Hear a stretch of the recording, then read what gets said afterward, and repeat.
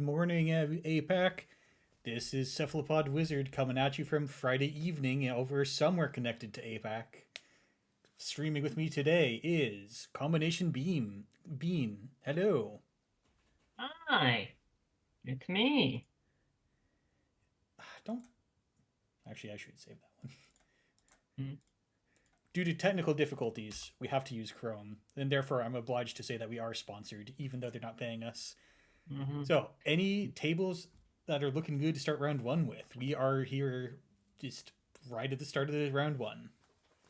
Let's see. Oh, right, I should look at Cobra for that. That might be interesting. Let's see. Round one, that's the no stream. There's Ob versus Loop, Magdalene versus Melias, Nuvung versus Zaya, Pravdivos. You don't see a lot of Pravdivos, I feel. Yes, I'm excited to see. Ob is always a sicko person close to my heart, but also I'd be interested to see what Provdvost is cooking. Do That'd be you want to table get? five. Yeah, can you check if we can stream on table five? Sure.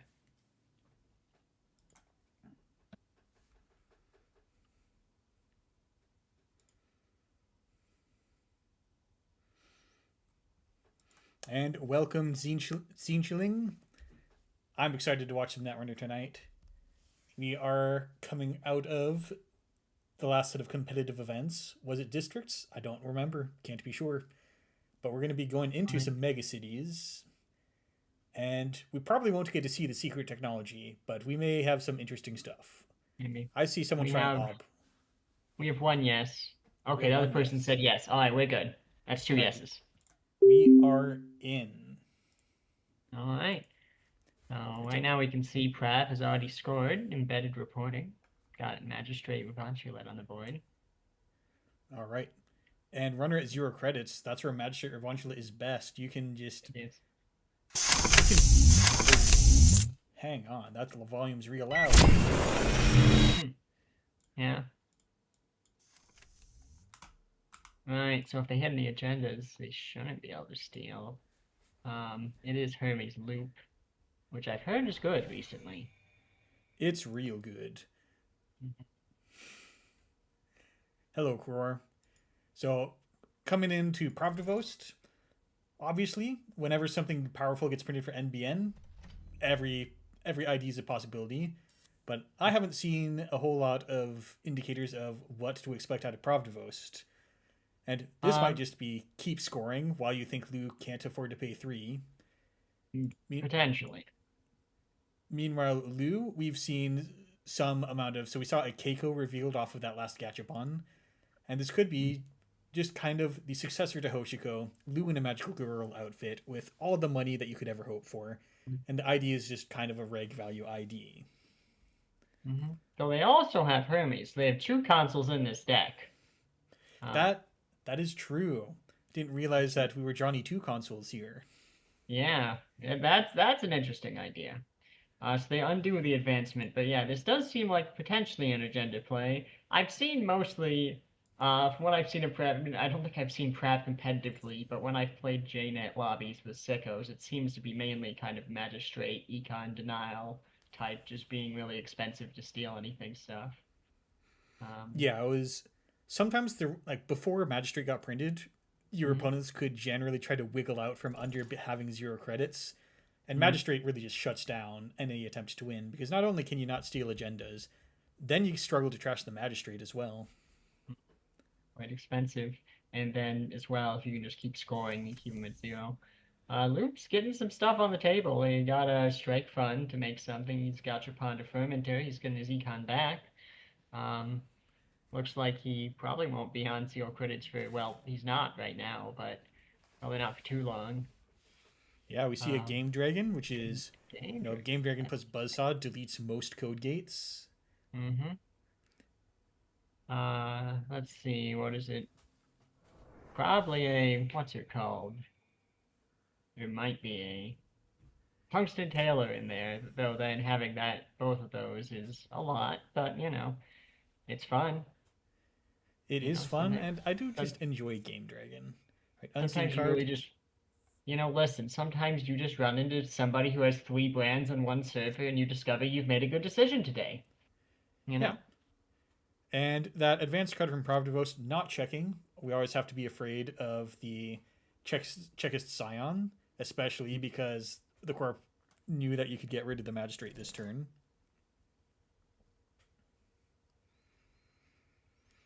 And we see the rare embedded reporting agenda counter on it. I didn't. Let's see, what did they get from the first counter? It was already on 1 when I joined, so I'm not positive. I guess we can scroll up. Ah, they got Retribution and saving the other counter. Nice. So with these credit totals, you could actually just play Public Trail and Retribution to go rig shooting. You could. They have removed from game that Kaito. I don't know how many copies of consoles they have in hand, but Corp's drying up pretty heavily. They seem like they want something. There's installing, draw, install. Works. Yeah, and the trick with Shell Game is you can't just cash out the moment you've gotten away with the runner not checking something. Because if you immediately reveal all the hidden information that they don't check the turn you put it down, then you lose this threatening board of uncertainty.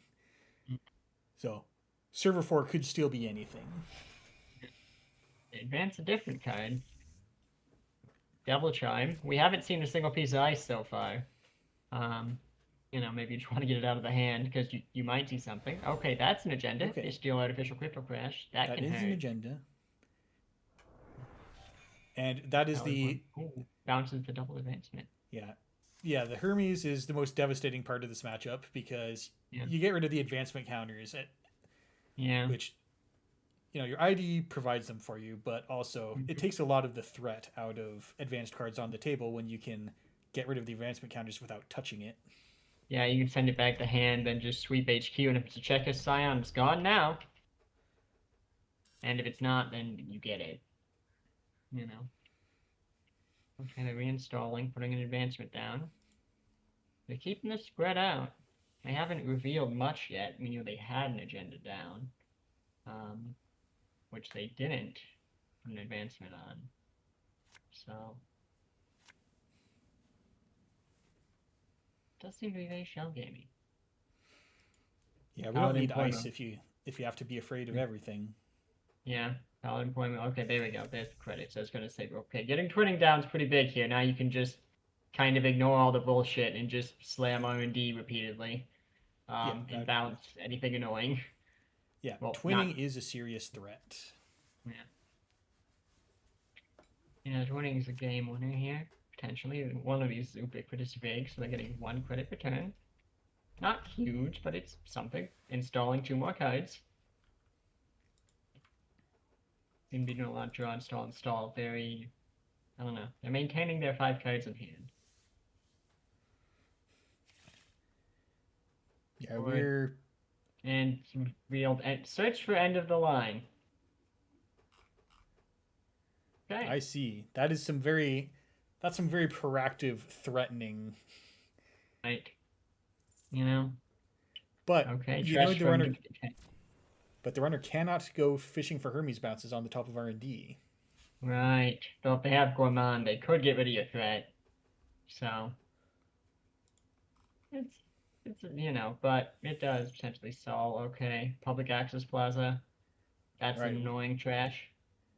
Yeah, we are on threat, so turning this on just to cost the runner a tag. Yeah, 1 for 2 credits and a click. Fair.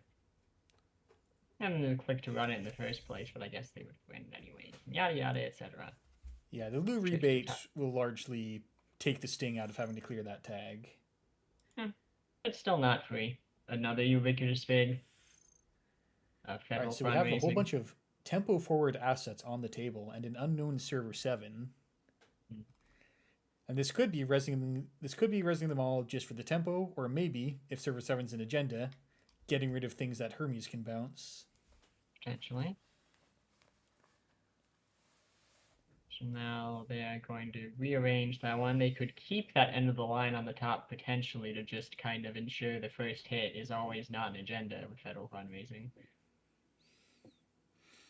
Yeah, federal fundraising is something that usually you have to get rid of.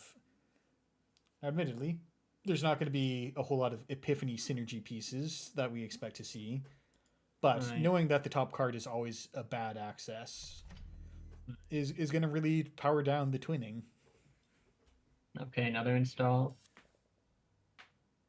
Advancing Ubiquitous Fig to get up to 2 creds per turn. And Oppo Research All right. for 2 tags. Starting to pressure the runner's clicks, and the runner, yeah, I mean, we've seen the end of the line. You probably do just have to clear. And this might be buying you 1 turn of the good Vig hit. Right. Trashers getting that. Getting that Interesting. Rising Tide Okay. powered up.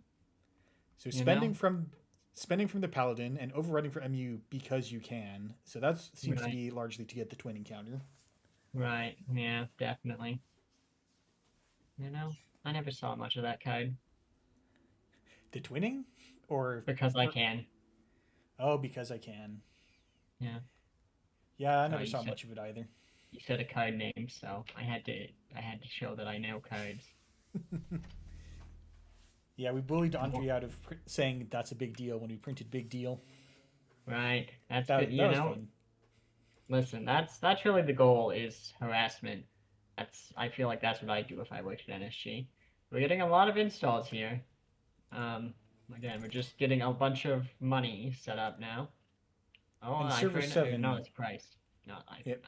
Server 7 increasingly looking like it might be a trap that we don't want to cash in, or the Corp has absolute nerves of steel to risk losing this to a Hermes bounce. Right. They hit a strike front and a steel skink skying off a price. That's pretty good value.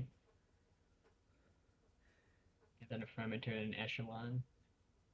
Alright, they're just putting stuff on Ubiquitous Fig. They just want more money. All right, and we see a Cerebral Overrider. This is as all in on shell game as we could hope for. This is.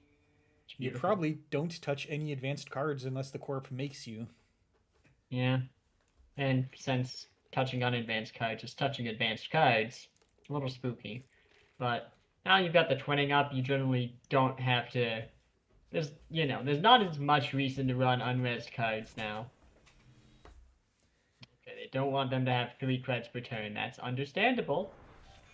Yeah, Ubiquitous Vig goes from not a problem at 1 credit per turn to immediately it becomes a problem once you get past that advancement counter. Right.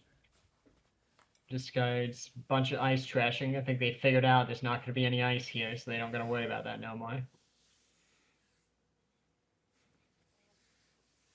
It's always a fun part of managing to go entirely iceless, because now the runner has a bunch of dead cards in their deck. Yeah.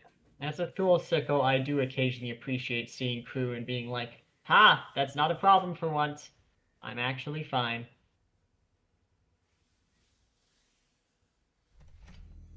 And we have the Corp money is not quite in a runaway state, but it's getting there. This other Ubiquitous Vig, that's got to be taken care of sooner or later. Right. Looks a little poor, but they've got a fermenter on the table, so they can go to 0 and be pretty confident. I mean, And Fencer Fueno, okay, that'll do it. Now you can really start running at just everything rezzed. That's the technology. Yeah, this is looking... I don't know if it's over, but it definitely seems like Loop can kind of just afford to sit back and just kind of, charge up the twinning and then just go diving every couple turns, and you're not really going to get to do all your fancy stuff's not going to matter as much anymore. I mean, we'll always be surprised, but, it's seeming disadvantageous. But you do have to start to worry. We're not at threat 3 yet, but the Corp's credit total is starting to approach the play a big Oppo amount, and Lou just went down to 2 credits. They will, next turn, they'll have 6 credits back and will take a click, so it's possible. I guess they're not at that yet, but, but yes, that is potentially, that could be a getting it back here. We know there's deadly. End of the line. Probably showing the Oppo research that we're just about to play, which Yeah. might force the runner to either have a very passive turn of click for credits twice and clear 2 tags, or cash in the fermenter for only 6 credits, which is a really bad amount of credits. Right. I mean, 2 clicks, 6 credits. That's 3 clicks per credit. That's runner economy is too far. They get 3 credits per click, and they say this is bad. It's not even 3 credits per click because you paid 1 to install the thing. 2.66 credits per click. Okay, score is okay. 4. Yeah. Score a manual freedom of information, no discount. Right. So Right. unfortunate to play a blank 4-2, but I think this is to get the Oppo research into big Oppo territory and make the runner's low credit pool more threatened. Yeah, get to 3 agenda points and get it at, before the runner just steals 3 agendas in 1 turn or something, Make it so there's, force the issue so now is the threatening time.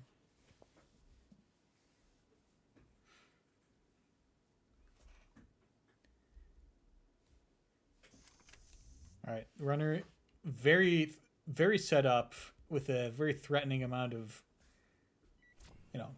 the rig gets a lot simpler when you don't have to install icebreakers, admittedly. So you got a twinning with 2 charges coming in. Yeah, you just put down money and multi access. Yeah, known card on top from the federal fundraising that we still haven't gotten rid of. We're going in for the access. Coverage. Right. Balanced coverage off the top of R&D, and then 2 whiffs. So the court might be keeping the agenda. The court might be just taking the agendas off the top of R&D before the runner can get to them.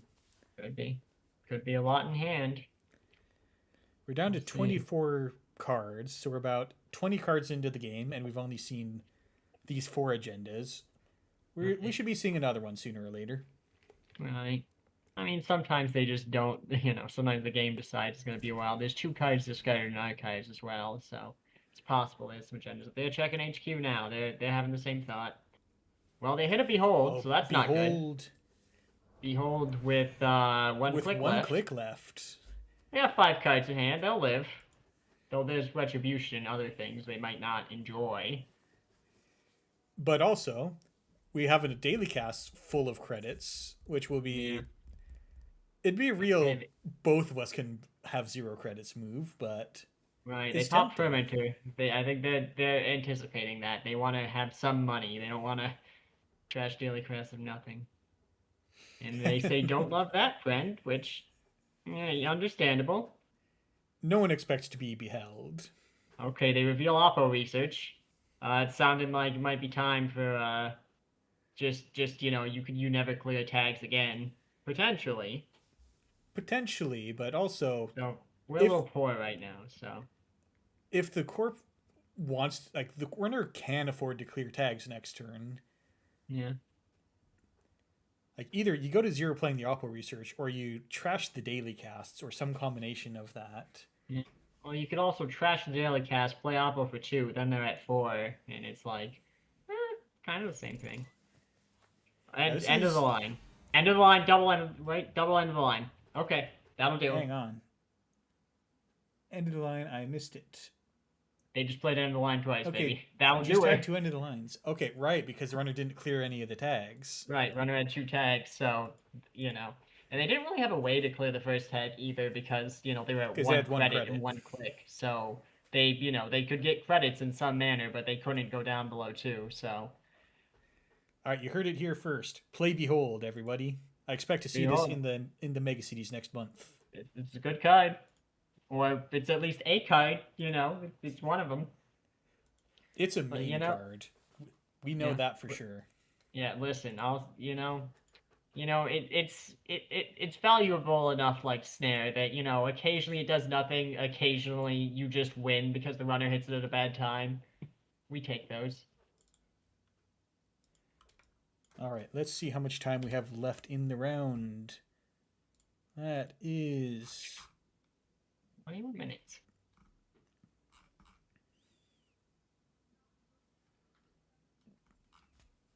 There's two tables left. One of them is the no stream table. So All right, shall we check in on table 6? sure, I'll check table 6.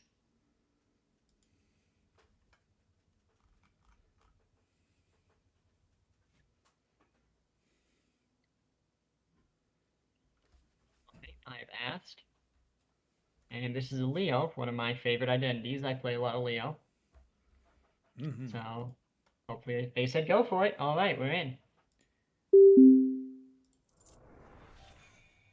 All I've been doing right, some Leo deck building, and I've learned right, why my decisions were bad. right. That's always fun. Leo here, they've got a nice Ansel 2.0, one of my favorite cards from Vantage Point. I feel like it's a fun century. It Um, is a it, big one, and it always yeah, seems to change from turn to turn how many of the subs you want to break. right. It's complicated. And it's sometimes occasionally, there's a lot of the Tungsten Tailor stuff. Usually there. Ansel 2.0 is kind of my, for Echelon, it costs 3 credits to increase strength, so that's usually kind of my savior to still have something that matters. All Seb right, is hammering Archives, which is very lightly protected right now, just an ablative barrier. And Seb has one Rising Tide. we've got the one Uh, honest breaker. right. We've got Oh, humanoid resources, good hit out of R&D, while the corpse got no credits. That I'll means keep that you that. can rather brazenly just draw cards with amanuensis. Corp can't even think about trashing your crew.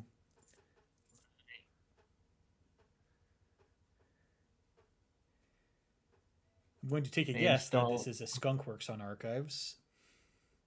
Could be. Would be annoying.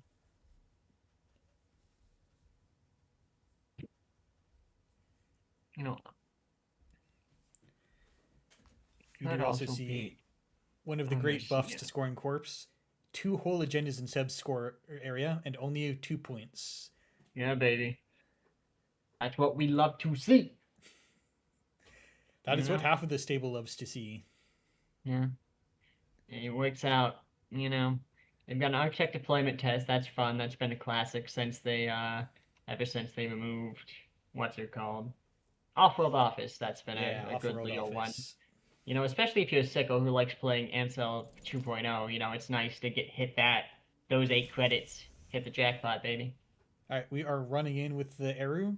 So if this is the skunk works, then you have to pay the skunk cost, and you can't even get rid of it. You'd have to just come back on a regular archives run. Uh-huh. But also, that's Yeah. your it's Mitra. They, We're doing a swap.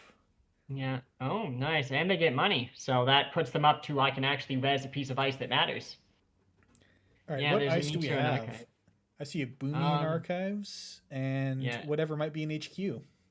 yeah. Boomy in archives. Boomy would potentially hurt. They can break core damage or what's the other Boomy separate team? Trash a Come on, program is the trash other one. program, which swap it with card in archives. Swap, swap. Um, so Swap. the Boomy's still in archives. They've swapped it with a face down one. All right, no And further then action. I think that was just a for credits kind of thing to play a hedge right, fund. right. Hey, if it works, it works. Make the run. That's the thing is you gotta run it. It's not always about keeping the runner out. It's about making the runner work for you. Mm-hmm. Trash the last Mercia Ballad. That's a shame. That's all 3 Mercias in archives. I guess it's not a shame if you don't like Leo, but Well, we're not supposed to pick a favorite side, but right, we do have a favorite, and it's you. right. Thank you. Anyways, well, I'll just say it's unoptimal for Leo in that scenario. Yeah, usually, Lottery. usually it's the cheapest thing to throw into the Leo ability, and there's a whole bunch of more ice that you still want to install with that discount. Yeah, they get Audrey down, so now they can break things that are not barriers. All right, and we did They see, popped wheels to just draw and install an Audrey. yeah, so this deck did take a significant loss in the last ban lists when they banned Ashen Epilogue. Mm-hmm. So previously, you'd look at this and you'd say, okay, they're going to push the reset button at any moment and get all their cards back. But now you just have Right. to play with these last 15 cards you have. Yeah, now their stack's at 10. And they have buffer drive, so they can use Audrey. They can stall that out for a while if they're careful about what they play. But if they want to make a bunch of forward progress as quickly as possible, they're gonna have to burn down. So Seb can't burn you out forever no more. Still okay. Hedge Mm-hmm. fund. There we go. Yep, got to get that hedge fund. Yeah, that's our last hedge fund as well. That was we have three hedge funds, three predicted planograms in the bin, three tranquility home grids, two humanoid resources. I think the court might be running pretty low on econ here. Yeah, we've probably seen some amount of good ice get thrown into the Devil Charm meat grinder. Yeah, I mean everything in Archive is revealed. It's only Boomy and Ablative. Potentially that was face down, so it doesn't seem like a ton of ice has been trashed. Potentially that Boomy, that Ablative got put there, and the other one was face down. So the court put that there. All right, we're going into the known boomy, and you could just no res, but if you were afraid of this 3 card dig, you could just toss the boomy to end Trash the run. the last humanoid resources. Yeah, I think they're at the point where they kind of, first I think they're putting, that might be an agenda they're trying to force through in Server 2. It could be another, if it was Architect deployment test, they have a seamless in hand. That could potentially be a nice do that, slap something on Archives if you get lucky, and then you can get the last one out. It could be something else, but I'm not sure what else. I don't think they have a lot of econ assets to stick in that server anymore. Could be an upgrade, but with a brand that's expensive, but with Devil Charm Crew, that's still pretty much 0 credits to break. I guess it's 2 for Crew, so they've got something Yeah, else on that server. That's why they're rich. yeah, the corp's running pretty low, and we're in a situation you don't want to be in, which is having to try to keep Audrey out while the game's already at least 3/4 over. Okay, we see a seamless launch in HQ. We see a Boomy. All right, seamless launch is a So good out. It makes this remote very productive and threatening, yeah, and one Audrey counter is not going to get you through that server, most likely. right.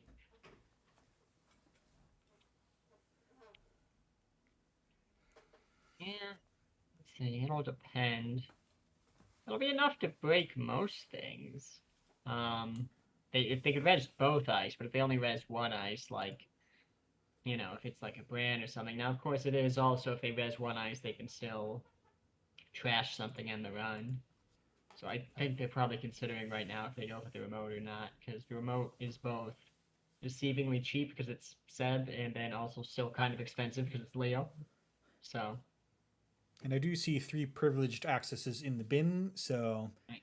there will not be a whole lot of crews coming back to help us out here. Right, and we've got one in the bin right now and one on the table, so there's one more potentially out there. All 3 trenches of wealth are gone. Tungsten tailors in the bin. A lot of resources down on both sides. All the gourmands are gone too, so it's probably where all the tranquility home grids went. I was like, that's a lot of money to trash all those, but that makes a little more sense with all 3 gourmands in the bin. Yeah, it is. It is rough to pay the honest cost of trashing Tranquility Home Grid. Don't do it. Yeah. I don't recommend it. I mean, listen, if you gotta do what you gotta do, But yeah. But yes, I suppose if you have the choice, I would recommend just having something that pays the cost for very cheap. I've started playing 6 overclocks in my criminal decks. I recommend it.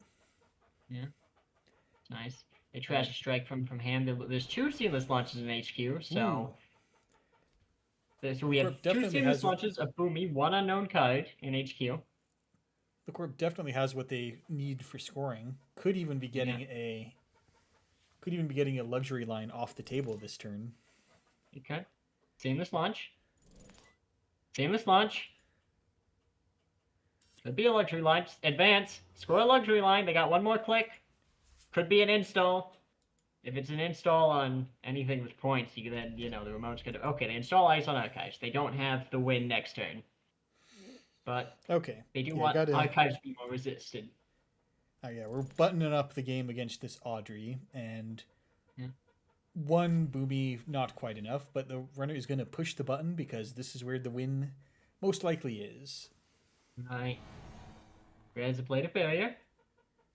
All right, that gets you an Okay. install out of Yeah, archives, and there is a right. lot to choose from. There is. So it's something in a different server. One non-agenda card, HQ archives root or protecting another server. There's a lot of options there. It could be as simple as just an economic asset in the remote. You could just slap down a humanoid resources. I don't think that'd be bad. I don't know if this Seb's on Pinhole, and if he's not, then once it's in the remote, it's kind of hard to trash. Um, installs a card from archives. A face down card. Yeah. Huh. Wonder what that was. Not an agenda. Not an agenda. A blade of forbids that. Yeah. And it's not humanoid resources. It could be another Mitra Amon or something, which is potentially valuable. It could be as least, simple as Spin Doctor. It could be. We haven't near. seen any spin doctors use this game. So either they're holding on to it for a really long time, because there's none in the bin, and there's none removed from the game, I think, unless I'm missing something. Okay, so we've got the runner cannot break all of these, and they're all increasingly relevant. Oh no, we're getting crude. Okay, that's how you break all of them.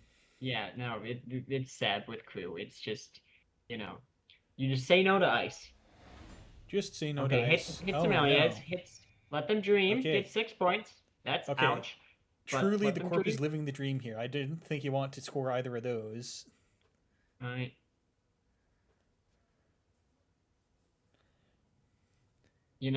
Seeing three let them dreams, the opponent score areas. I think that's the dream. That is we say let them dream. It's really let me dream. Let me dream of the opponent stealing 3 2-point agendas and having 3 points. Yeah, it's quite the dream. Yeah, that's pretty ideal. I mean, let them dream's not a bad score either. So even if you do score it yourself, it's still pretty good. That's the nice part. All right, and we do see a pretty split agenda suite. So we have the luxury lines, but also we have this 4-2 in the deployment test, and it's possibly more than one bifurcation. That would be an excellent top deck to see.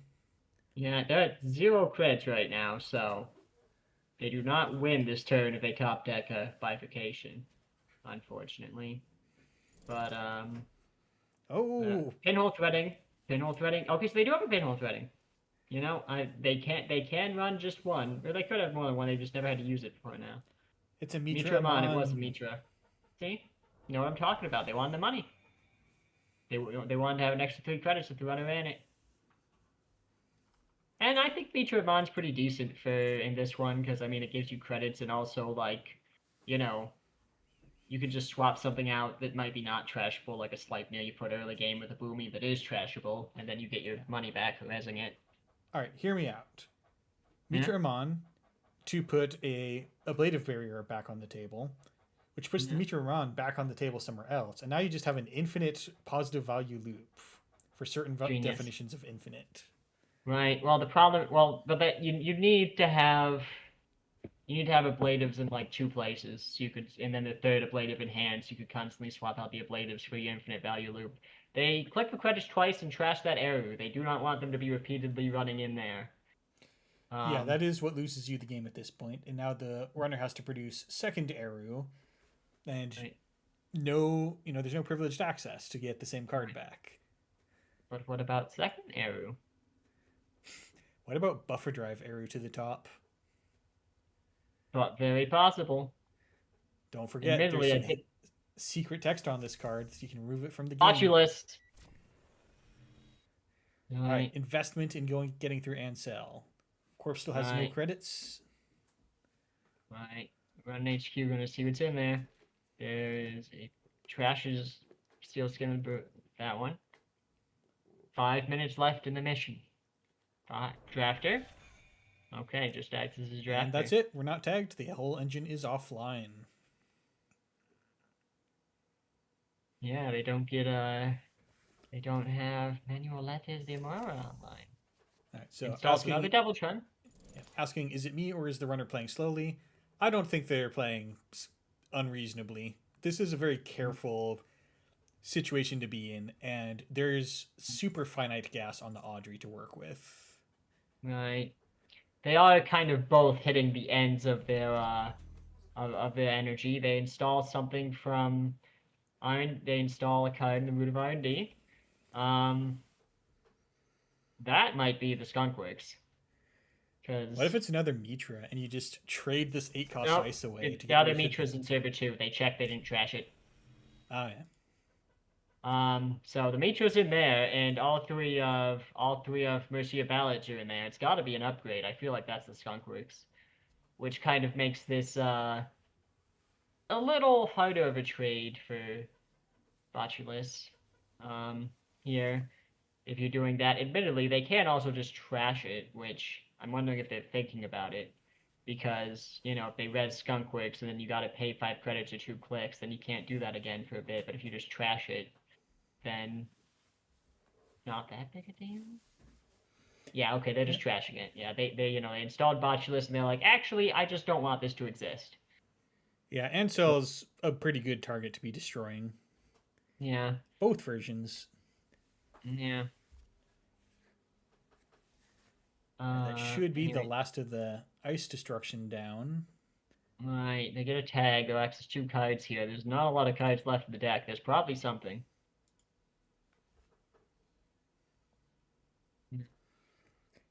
Singeling, I'm betting this corp isn't playing any spin doctors. Right. Yeah, it seems unlikely. I mean, I've had those games where you legitimately just, you're playing against Essa and you don't see it until you're done. But Okay, I think so. the corp dodges this 2 card Yeah. access. They There's got to paid 5 be, credits, so now they can't trash Manigun Skunkworks. They've got 2 clicks left, but they're pretty broke. yeah, that was the cost of 2 clicks. Yeah.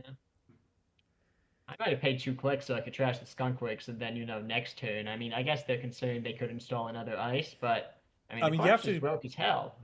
but if you touch a Melius luxury line with having Yeah. clicked through the skunk It's works. possible.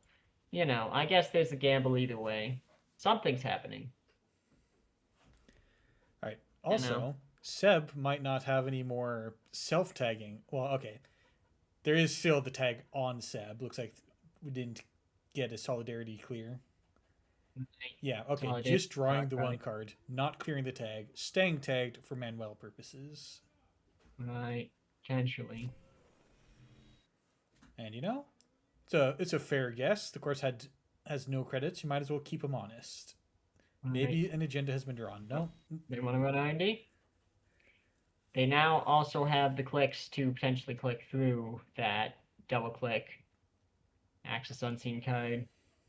Access unseen card wins the game. All right. There we go. Okay. There can't be that few agendas in the game. Yeah. I once did have that few agendas in the game because I realized I'd left half my deck in the deck box after. Fortunately, it was a casual game, so I did not get immediately banned from the tournament. But Yeah. that So was kind of I was like, where are all my agendas? What's going on? And then I realized, wait, I left half my deck in my deck box. Oh no. So that was 17 agenda points in score areas. So there's probably only one other luxury line somewhere in the deck. Right.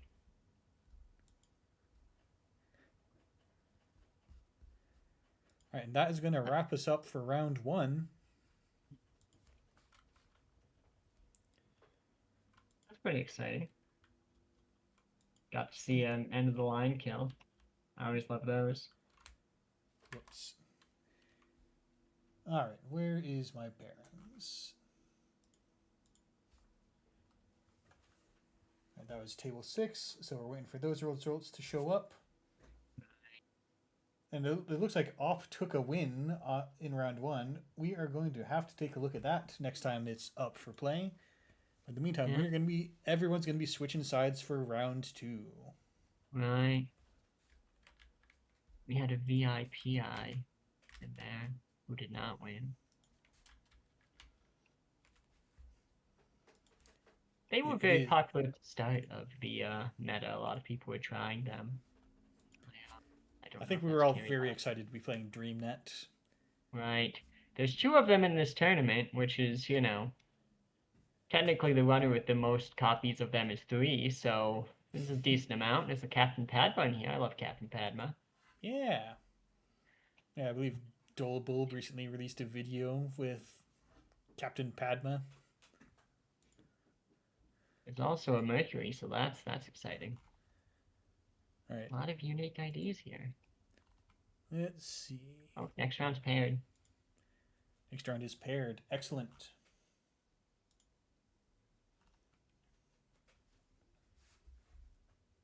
So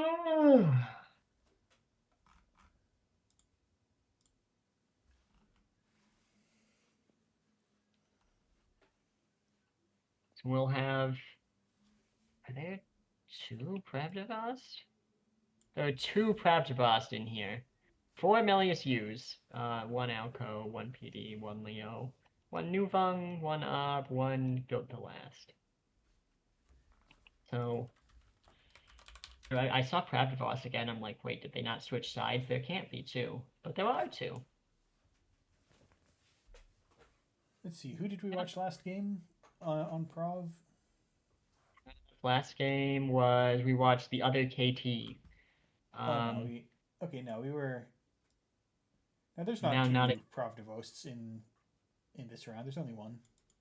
I know, but there's 2 in the.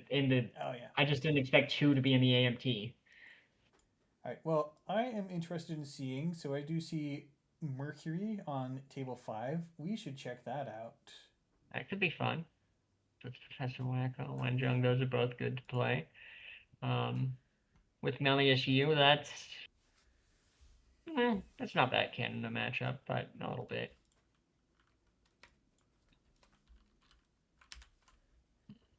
And we might 5. see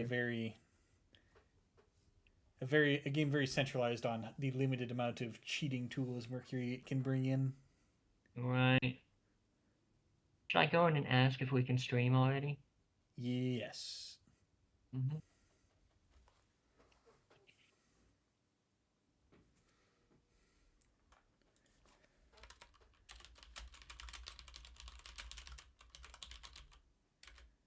All right, they said good. They said we're good.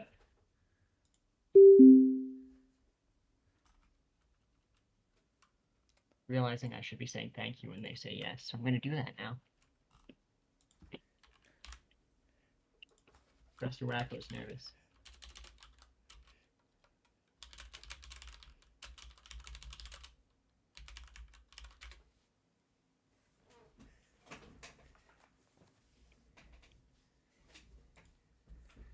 All right. So, do we know what Mercury is going to be doing? No. We have only to just wait and see what's going on. Mm-hmm.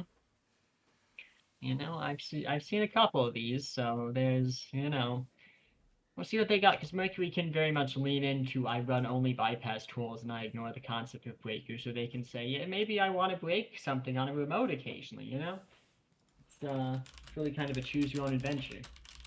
Except for all the paths usually lead to death. But still.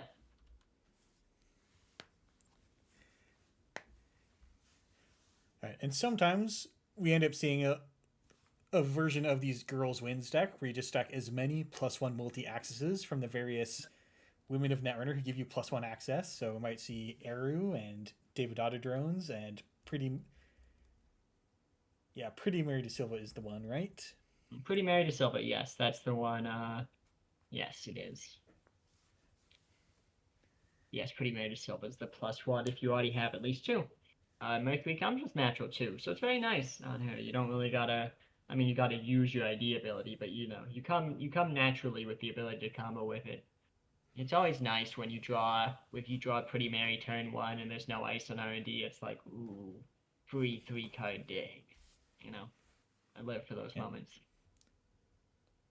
Now, the runner does have to be afraid because the corporation, every single turn, sets a trap on one of the central servers, and Yeah. you gives a real opportunity for you to get clowned on when they predict, do I think Mercury is going to run a central server today? Yeah. That's a little unfortunate for Mercury. That's part of my trepidation in playing Captain Padma. And this meta Melius's U is really common. So being the person who's like, I run R&D every turn seems like it might be a disadvantage in some ways. Well, that's okay. The Yeah. secret is you have to also be playing Beatrice so that you're actually running HQ. But then my power doesn't work. Your power was purely misdirection to make them call the wrong server every turn. Well, they're gonna figure it out when I install Beatrice. I just feel like if my power is purely misdirection, I could just play lat, and then I'd have a power and the ability to choose R&D or HQ on my own time. And I'm trying Hang not to on. just play lat. That's the shape of problem. That's our biggest Possible sickness. technical Is difficulties. One is it's like, second.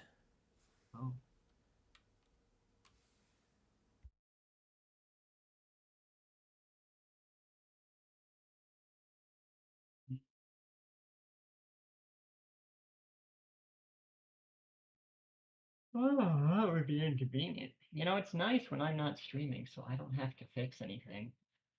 You know, it just kind of happens.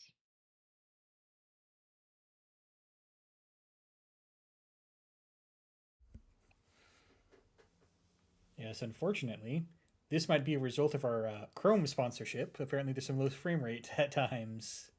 That's not ideal. You too could suffer low frame rate with a word from our sponsor. Hmm. Google. It's what's for dinner.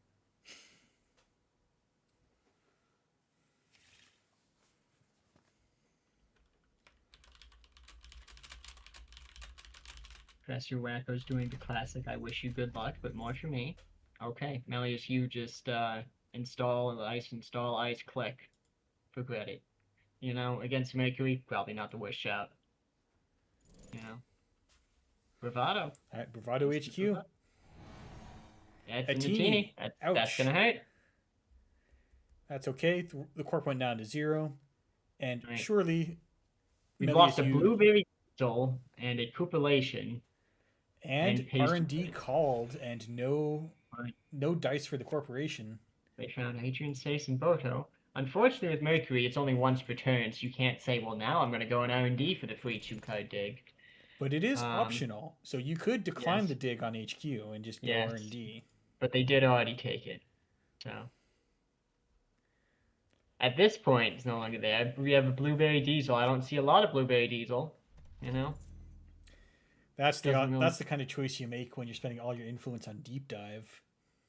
Yeah, potentially. You know, Blueberry. Listen, I'm just not okay. We get a Hermes down. That's good for, and then they run archives. All right, Um, good call. Called shot that you're going to name R&D, obviously, but I cannot trust the server in front of me.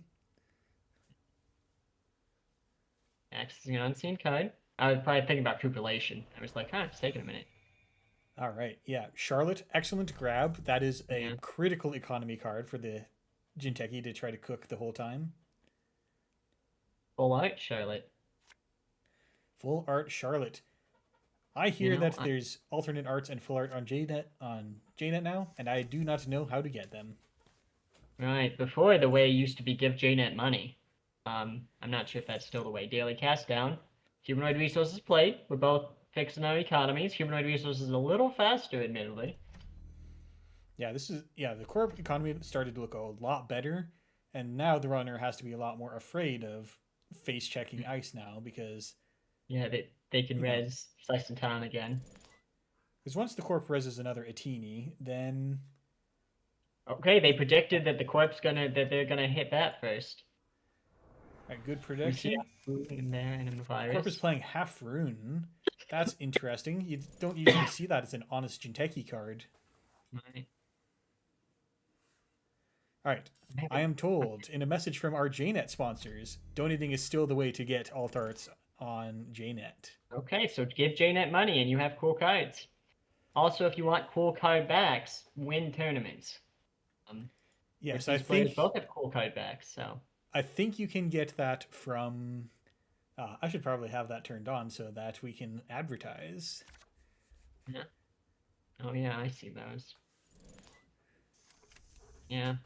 Oh, Devadetta drones, we're seeing all that. Also, they did have a what's her name.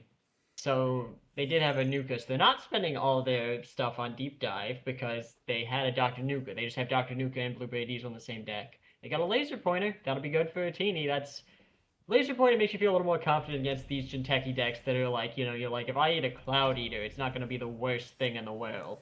You know? Yeah, laser pointer does just say bypass any piece of ice in this matchup, and that's real good. Now, however, Melius is getting a lot of ice down, and Mercury has 0 points. This is not looking great. I mean, it's early in the game, but Mercury's kind of an early game ID. You kind of want to rip open an advantage. And so far, they've got money and ice, so that's a problem. Yeah, you do not want to see 2 ice on every relevant server, Charlotte ticking, and you still have all 7 points to go before winning. Yeah, and they have 12 credits. They installed Serum and Tangler on a Genie. If there's a Tattoo Bola, that's gonna hard stop. All right, that's the one ice you can't bypass with laser pointer. Or Siren and Tangler. That's kind of the problem with Mercury. You got a lot of tools to deal with everything that's not a barrier. Admittedly, with barriers, you can, if you go for a little bit of stuff, you can get what's her name, Kurapira, but then you don't get your power if you have to break it. I mean, there's always the biblically accurate option of playing Umbrella. No, not Umbrella. Banner. It's Banner. You could play Banner. But yeah, okay, they Estebrado, bypass that, swap Tattoo Bola, encounter Teeny, bypass Teeny. I do like the HQ call, and we do see that the Corp was on R&D, so yet to get a Melius U trigger. I like the HQ they got call one earlier because the Corp has drawn 20 cards at this point, 0 agendas spotted, so the agendas might be somewhere, probably HQ. Unfortunately, that Tattoo Bola swap did give them. They then hit that Tattoo Bola that they knew was there already, so they didn't get a ton of information from that. Tattoo Bola, incredible card, secret code on JNet to always be the first access. Right. It's very good. It's very efficient area. Okay, now that agenda might be in that server. They just tries to show that they're on 27 credits. So at this point, really, they can res pretty much all the ice on the board. Yeah, now, probably not all the ice on the board, but probably most of it. Yeah, it is time to start winning before the runner can pull together some kind of honest solution that'll get them through all this stuff. They've got no free lunch. They've got 2 Devadetta drones down. If they can hit R&D, they can go pretty heavy. They declined to Cooper late that HQ run. I don't know. I might have swept the whole thing, but they have 3 ice on there. They've advanced that card a little more, installed ice and R&D, and clicked for credits. They are slow rolling this. They're not in a hurry to score whatever this is. Yeah, that's interesting. We have to assume that if you're on La Costa Grid, you've drawn one by now. So this is, I think we're up to something. Possibly Neurospike thoughts. If there's an extra advancement counter hiding on there. They could also just be very confident in that Mercury's not getting in there. And, though advancing 1's kind of weird if it's a 3-5. But, you could also just be very confident and be like, let's build up my board state. I don't need to go yet, Mercury's on a timer really more than Melius U is here, so they can play a little slower if they want. Yeah, but rolling slow is how you get punished by, how you get punished by Hermes bounces. Cloud Eater on archives. All right, that's quite expensive. This is definitely going to turn off Eru as a pressure piece. And should you ever get a, what's it called? Proprietary negation. Now you've got some punishment. Yeah, proprietary negation. Eru exists. This is not going to turn off an Eru on archives. I have to assume we're going to laser pointer through this. Yeah.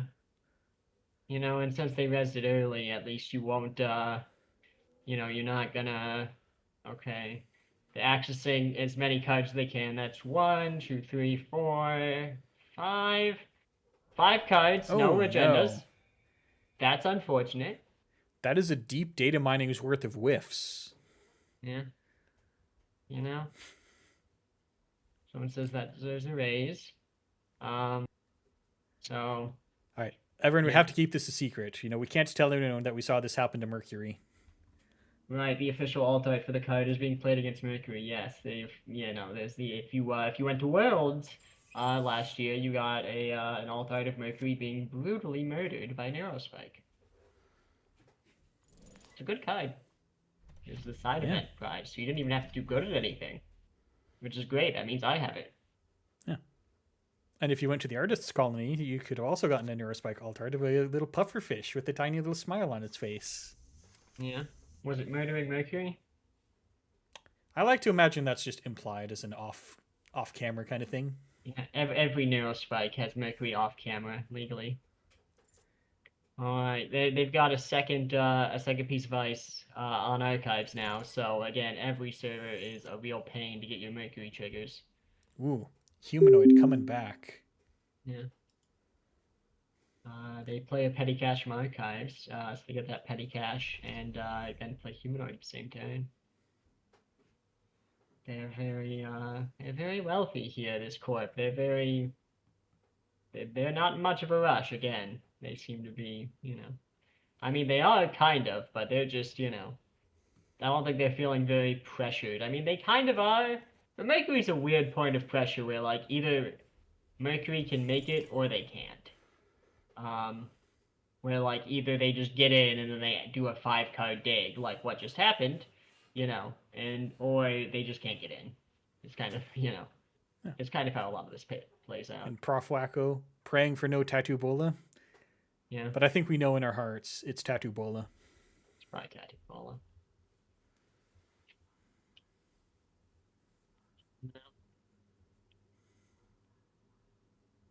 Oh. Yeah, because if you have no breaker Mercury, Tattoo Bola is real pain. We got to start importing Aracera's crew just to kill those. Maybe. But that's the problem with Mercury is that you don't have 45 influence, which is what you need, because you want to not break ice. Anarch's really good at not breaking ice. Criminal, much less good at not breaking ice. Well, Melandrogen will get you through one of those Tattoo Bolas. I don't get a Tattoo Bola. Yep, But not it's an Empiricist. That's a different thing. You know what? That's fine. This is why we drew all these cards. Theoretically, we're not on threat 4, so no, they can't bypass it. They're gonna, they're deciding which one to bypass right now. This is 3 And net both- damage, give Retner a tag, and add a card man to top of R&D, and the other ones.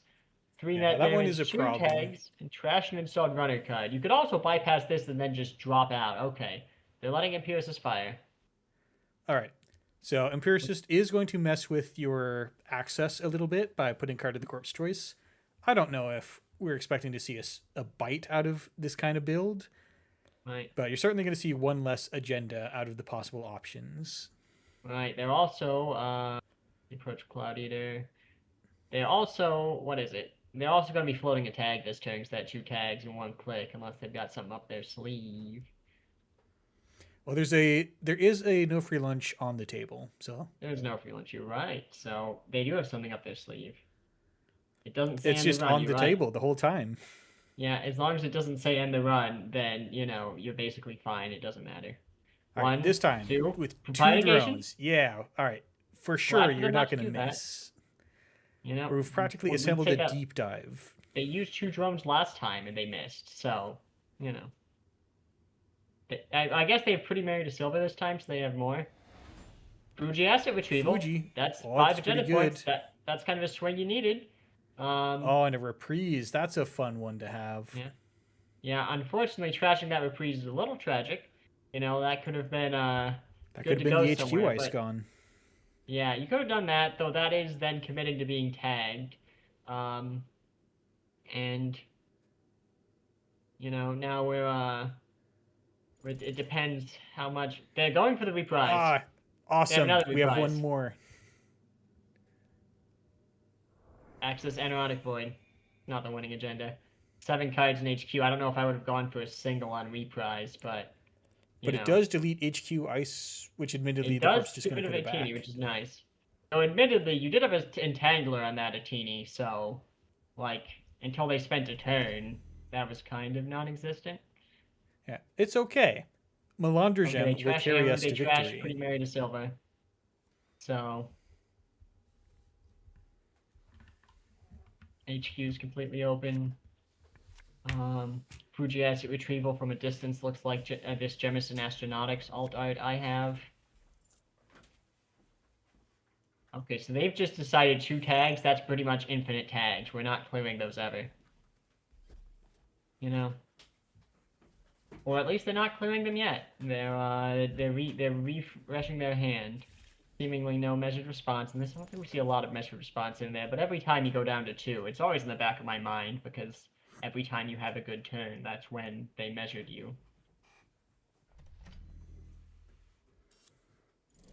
Yeah, those 5 agenda points were what they needed to make this game, like, actually a game, versus just Melius U slowly choking them to death, which is nice. Speaking of which, Melius U now controls the top 5 cards of the deck. You're probably not getting a Mercury hit off of this. Though, admittedly, errors in the bin. You're not getting that five card on R&D in a bit. That is It true. seems like they're committing to HQ as the I'm gonna check that now. Of course, they control it's in HQ, so. And in fact, with the Melius U fire, you can just, collect the value from an HQ hit. Yeah. All right. There's a cultivate placing the agenda 3rd. Double Okay, Melandra Gem. Another error, another Melange Gem.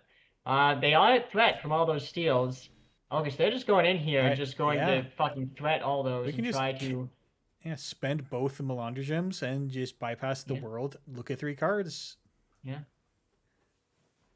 I guess they're betting that there were agendas in there and they left one in R&D. If they didn't leave one in R&D, then this doesn't work. But if they did, big money. 1 card, Melius 2 U cards, revealing. 3 card, win! Very nice. It was agenda 3rd. They said you put the agenda 3rd, right? Agenda was 3rd. That's the called shot. That's the called shot run right there. Now that is truly reading the opponent's mind. Right. And having the secret extra access that they don't know about. That's a pretty good surprise to have. Yeah. Yeah, having that extra arrow down there is good. Pretty exciting. Listen, Mercury's never out if they got it.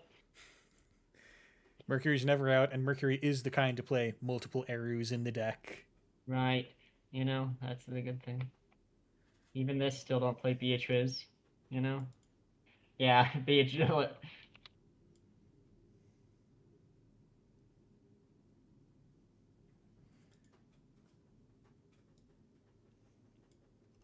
All right, taking a look at time, how much we got here.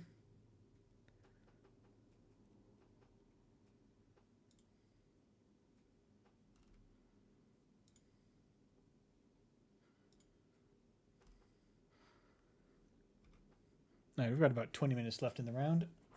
I see a couple of tables still going. Right.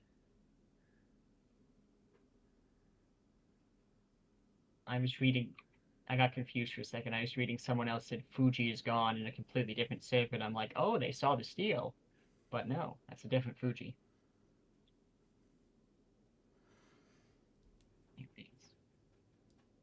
Right, would we be interested in table 4, which is table 4? That's one of the ones who's I think on the do not stream.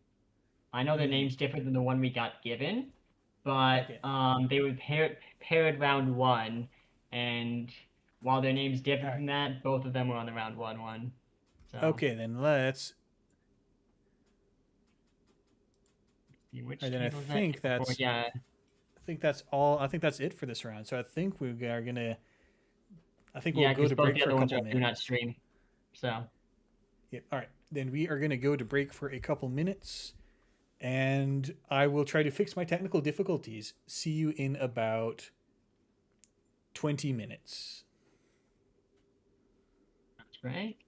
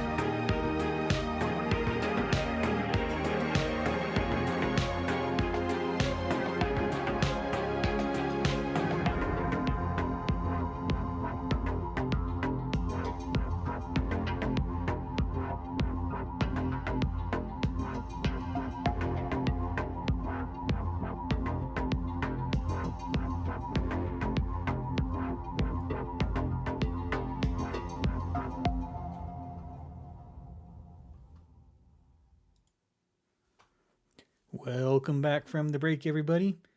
We are here at the start of round 3, and we are also, this is the last round before the lunch break, so we might be departing from you again fairly soon.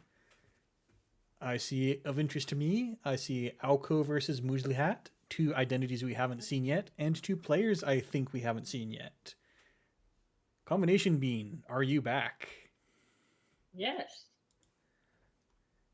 All right. I'm already asking Table 1 if they mind if we stream. All right. Excellent.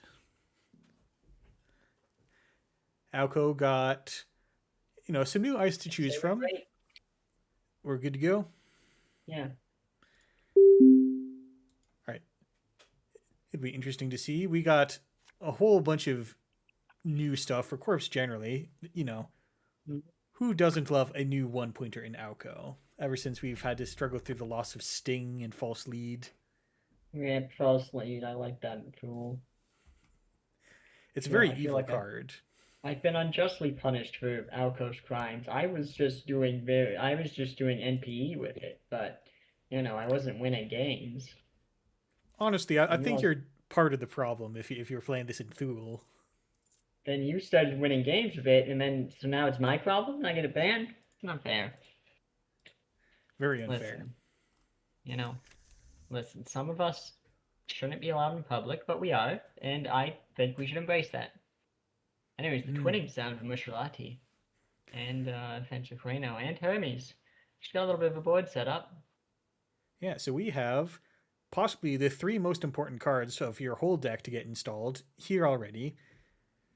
And I think this is an excellent choice of the things to make sure Alco absolutely does not hit out of your hand before it gets onto the table. Valuable. Alco does have a Bladderwort down,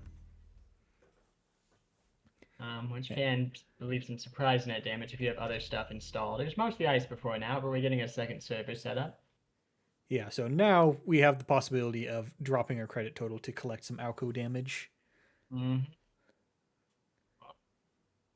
But right now we have a very favorable ability into Alco, which is just drawing cards. Love just drawing cards that get done with Sesva. Classic bread and butter card for criminals. Just run centrals. It's literally free. Oh, it costs you 2 credits, and you have to hope you can spend them. No, you get 2 free credits. Literally free. Well, I didn't see them get spent this turn. Well, yeah, but once you spend the initial cost, it's literally free. All right, Alco not quite managing to get the damage train rolling, but we do have a Table Moon Pool escapes the runner's trashiness, so something's getting scored right now. Likely.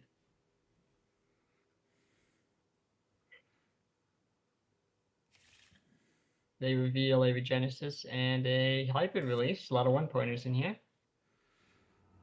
And they score a Sericulture expansion for no dividends. All right, and one click to spare. All right, which is good for Hermes. Now I'm realizing that might have been the plan. Is just reinstall whatever Hermes bounces, which is the plan. These corps know what they're doing. Don't get doofed. Yeah. Now it's Toad. Or Toad. We should say Toad. Yeah. Even though you get your bank account Toad. They take it to the DMV. Yeah. And now, Cyberspace Panda has to worry about paying off Fueno now. Oh, tread lightly. Tread lightly into Bladderwort. Very nice. Nothing's going to get rested. Credits. They can't res anything that's not rhyme. And I would not res rhyme in this scenario if you would even play it, which you would not because you're Alco. I would not.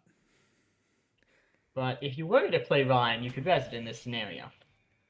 All right, so far, the runner still has not given Alco any counters, but that's okay. You can get counters yourself if you play your own cards in Alco. All right, my trashing cards for HQ.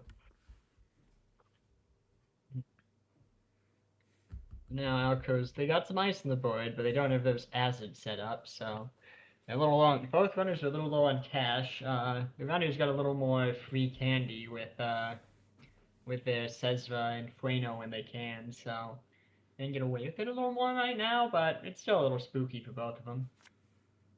Yeah, it was a little costly to fast advance out that sericulture expansion. You had to pay the extra click and the extra money for the moon pool. Mushalati gets a Carpe Diem. Then plays a sure gamble. Getting that economy back up, that's always good. Installs another Sezva. Look at that, it's literally free. 4 free credits. Easy peasy. I don't know. The runners paid 4 credits and got none back. Well, yeah, but it's 4 free credits forever. You know, you're on Centrals. It's great. Anyways, And we do have just this very careful. Don't let the corp get out of control. Right. They're not rushing. No, they don't have a ton of twinning charges yet. I guess they have Sezva to charge, or they haven't been. They don't have a lot of breakers yet to spend Sezva on, so it's kind of just there. Yeah, the corporation not in a great financial situation. I don't think we've managed to resolve any economy apart from a couple of turns of Bladderwort.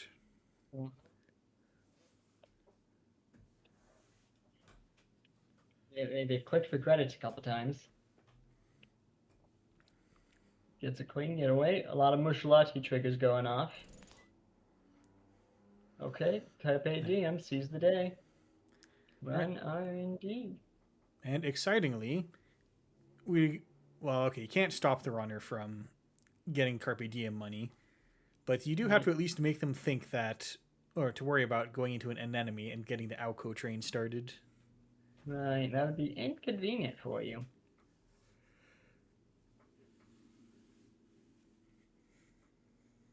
No res makes sense. You'd really put yourself in the hole if you resed some 3-cost ice. Mm-hmm. They get to breach R&D. They can consider getting an extra card. They use the twinning. They steal Fuji. That'll give you some Alco. Fuji, very good hit. Fencer's now going to be unhappy, so you better hope you find something to trash this turn. All right. Mm-hmm. Oh, they didn't use twinning, so they didn't get any extra accesses. They can run HQ, see if they can find something in there, or run that server 1, which hopefully is a trash. Okay, Dredge for a Weld. Okay, that'll put the corp in pain. Yeah, now's the time to res that asset in server 1 if that can duck you below the tip getting towed. Right. If it's anything but a 1-cost Bladderwort, it's probably time.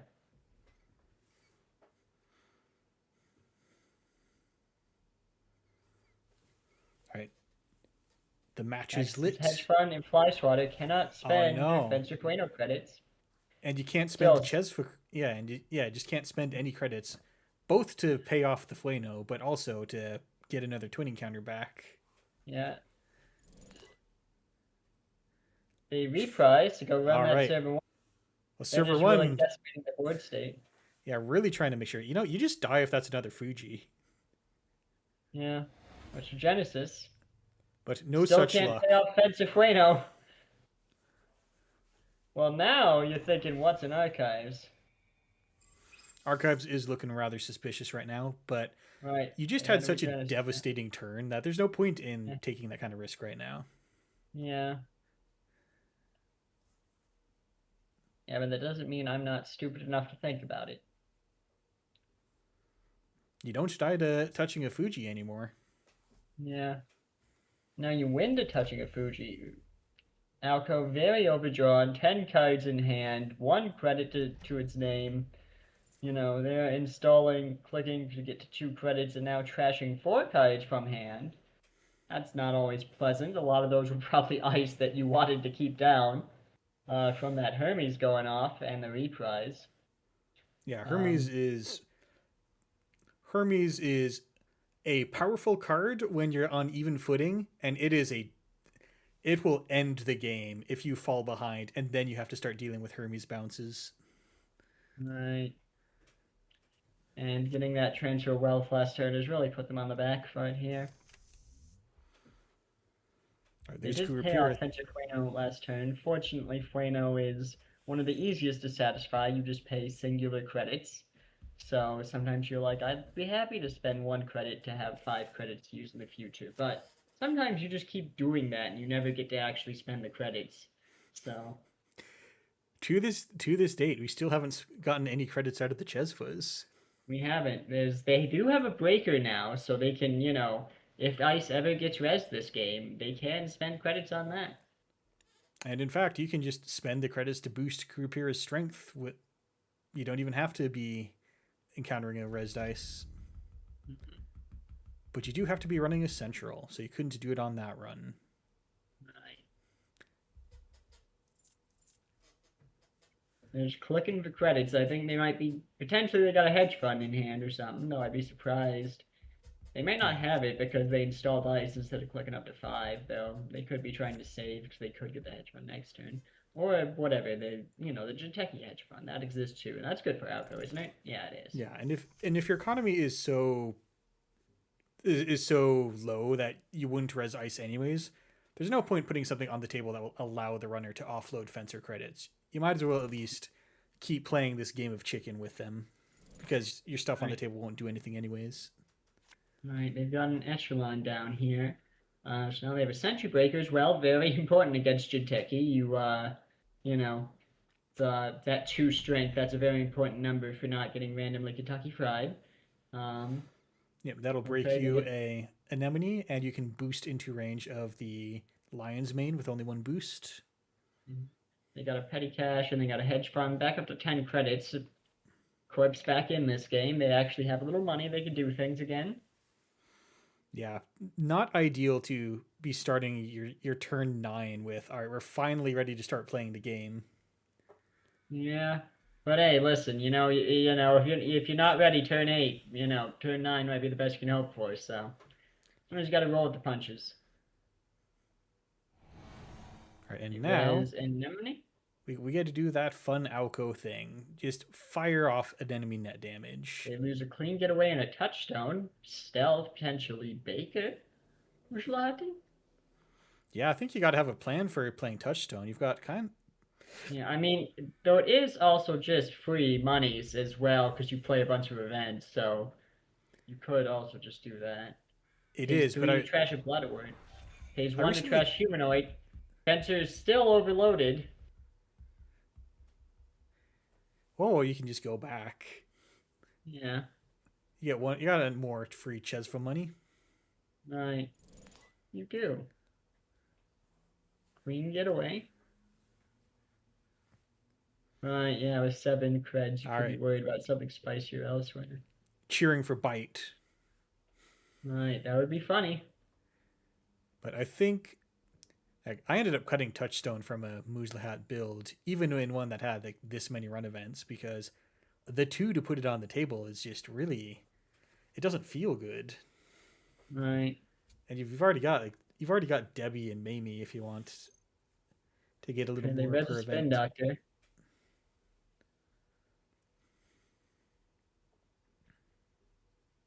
I wanted to draw the top 2 cards.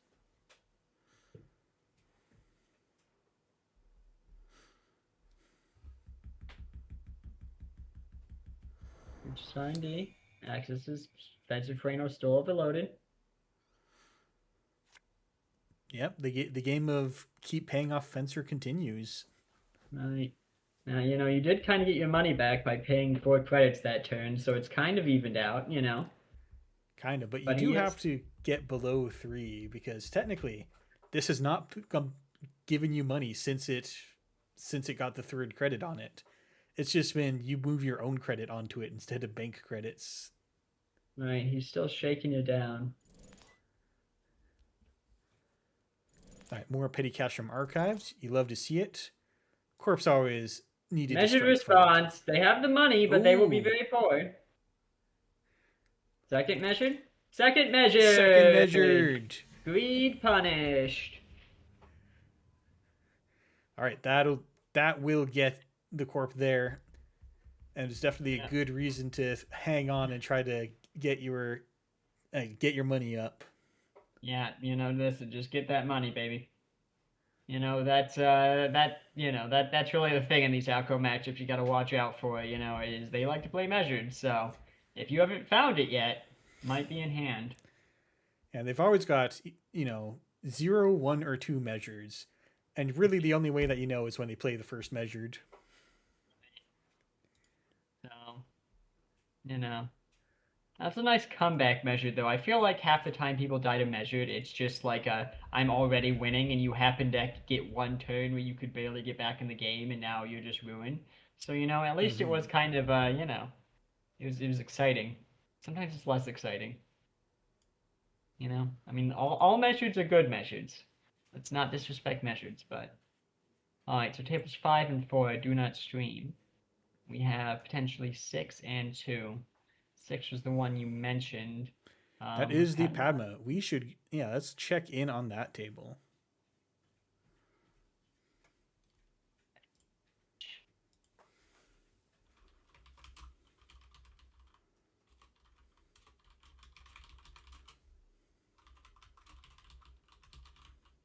And this is all good. Let's check for the other person. Sure. Okay, we're good. All right, we are in.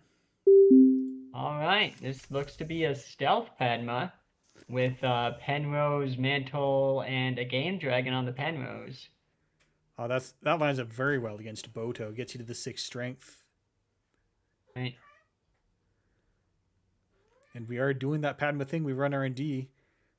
Our coalescence has been emptied though, so we don't have a place to put Padma charges other than the twinning, as much as Yeah. twinning's a pretty good place. Yeah, And twinning's not a bad exactly spot. Though it is exactly very as full right noted. now. Yeah. You know. So possibly an easy prediction. Name R&D on Melius. Yeah. This is the classic the tragedy of Padma with Endomalius. Tragedy humanoid resources, Padma's on 0, unfortunately. New score per prior negation. Next card in the remote. This looks like a scoring window that the corp's trying to, well, score in. Yeah. There's an Enerotic Void, a Bran 1.0, and a Boto on the in the remote. This is not easy to get into.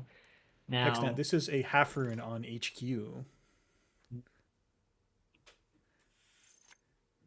Very, very interesting piece of ice to see as a kind of a weird looking border control. yeah. Or I Runner guess we got have back up. Event Horizon these days. Right, which is itself kind of a weird looking border control.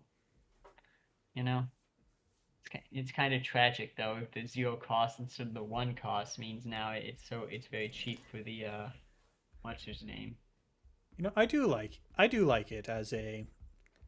I feel like it's. Zero string. I feel like it is Trade. its own good, unique piece of ice, and the credit gain on original border control was always kind of weird and not usually consequential. Right. Oh yeah, no, it's fine. Listen, it's just slightly easier for come on, All I right, can I do it. was not Not paying that attention, and the runner suddenly has 7 credits now. yeah. They played spec work to trash coalescence. And they installed Simulchip to install Rising Tide. All right, and we're coming in to check out HQ, possibly to diffuse the Melius before just running back to R&D. Well, you hit the Melius, they called it. So if we're defusing it, we are not having a successful diffusion. All right, Well, they hit two. seamless launch. Adrian says it's not great to hit seamless launch because that kind of tells you that this server might be ready to rock. Um, Yeah, and Melius U getting back seamless launch it's pretty devastating because seamless launch is cheating. It is simply cheating. So being able to get that back as if you're precision design over and over again, that makes springing the trap much worse for you as the runner.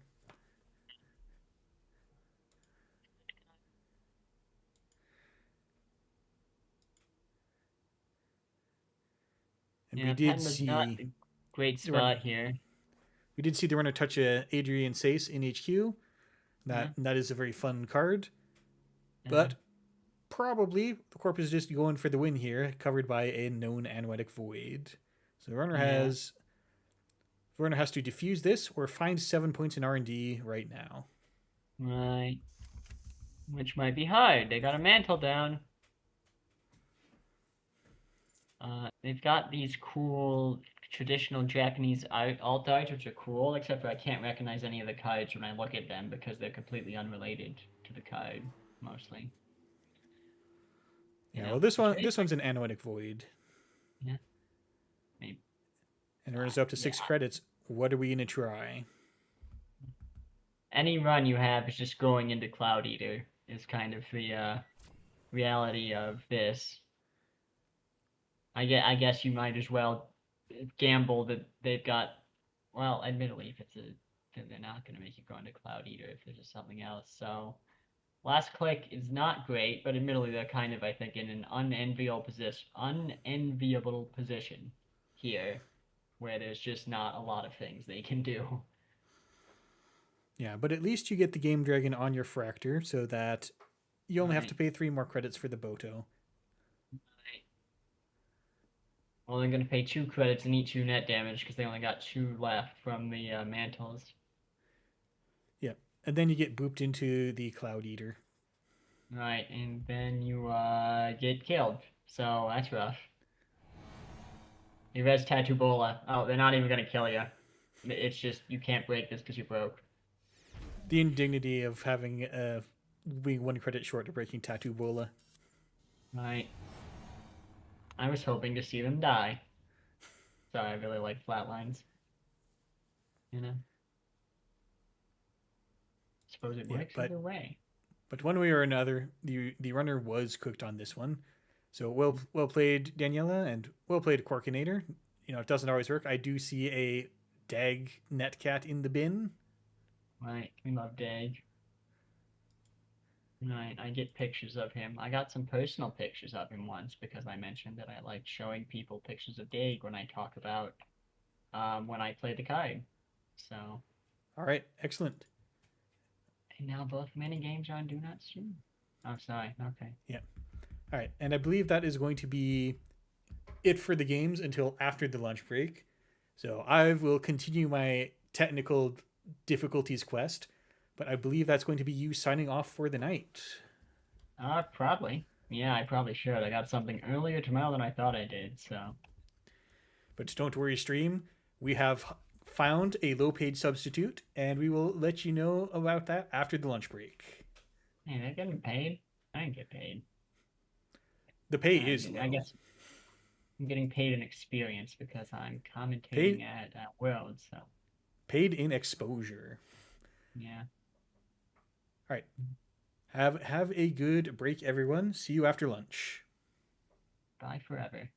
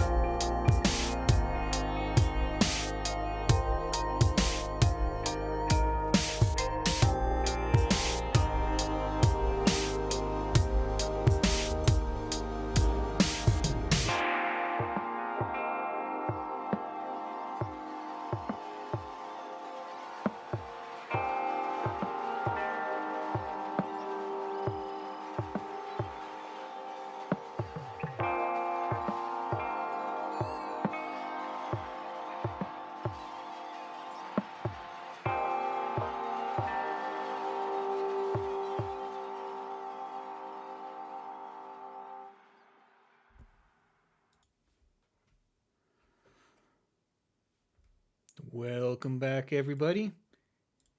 It is now time to resume our accelerated meta test. The lunch break is now over, and we are bringing in our low-paid replacement for our first half commentator. Please welcome Thrantar. Hello, thanks. I really prefer to think of myself as a no paid replacement, seeing as this is a purely volunteer position. But That is, you'd think that would be true, but I'm embezzling everything. okay. So you're going to run HQ, reveal, name a card type, reveal 2 cards at random, and if they match, you trash them and gain. Sorry, you reveal 2 cards at random, and for each that match the type, you trash it and gain 4 credits. There we go. That's right. Now, I have seen someone on op this round, or rather, I see we haven't had a chance to look at the op list. I would be interested in that. How about you? Well, I certainly haven't seen anyone on either because I have not been following this tournament in the preceding 3 rounds. So yes, I'd be happy to jump in on. Let's see, that's table 4. Yes. And see what's going on there. All right. And welcome back, stream. Good to see y'all. We're just about to start round 4 here out of 6. We're not doing a top cut today. There's only 5 tables. And we'll just bring it back in. Oh my goodness, what's this doing here? My terrible jank.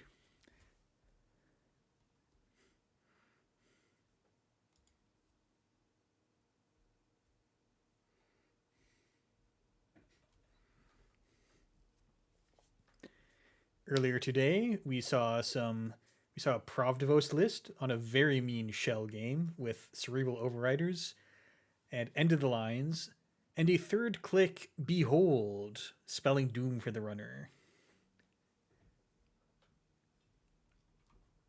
And I think behold usually spells behold for the runner. Like it's right there on the card title, BEHOLD. That's not doom. I wonder when they're going to print Doom.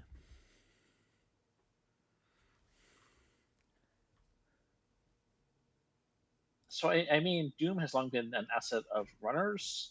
Well, not really an asset per se, more of a program assembly of runners. Maybe some income too. There's of course the fabled Doom rig. Yeah, but it's not official if it hasn't been printed with an exclamation point. True. Any word on table 4?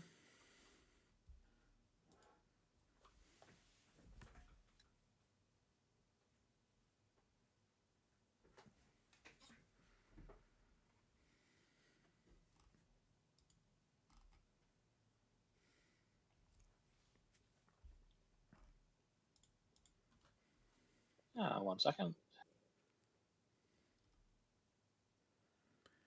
We've also seen a couple of Sebastio and Anarch decks up to some regular things, trying to crew down all the ice. But Seb's not down yet, despite the loss of Ashen Epilogue. Yes, we are good to stream on table 4. Alrighty. Which is hopefully the table I'm in.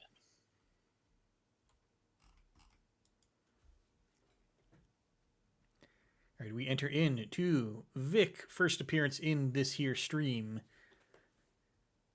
And what is Vic doing? We're pretty sure it involves DreamNet, because you get a card and a credit, and truly it just seems to be above the curve for Netrunner these days. But other than that, who knows? Well, I think I have a good guess what Ob is doing, since I am looking at the 67 card Ob. Ah, yes.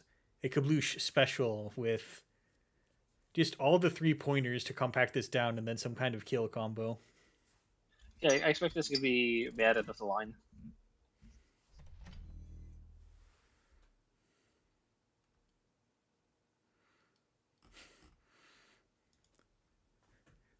But we've already violated the first rule of stealth suspicious deck sizes, which is you don't tell your opponent about it. Yes. Well, see, this is a double bluff. This is actually a scoring Ob. That's right. Instead of all 3-pointers, we've got all 1-pointers.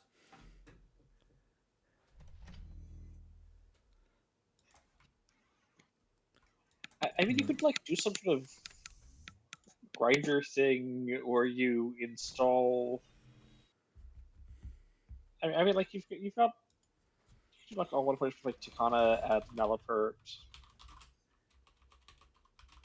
Okay. Salt Spire found on top of R&D. All right, yeah, very first run of the game, run R&D, get 3 points. That's on track for a very early victory on turn 3. And then the tragic Hermes after the bounce. Hermes after the seal, yeah. Still definitely very good card to set up, especially probably it's with combo obelisks. If you can bounce some of this stuff before it gets rezzed, that's going to cost clicks reinstalling it and then having to get it.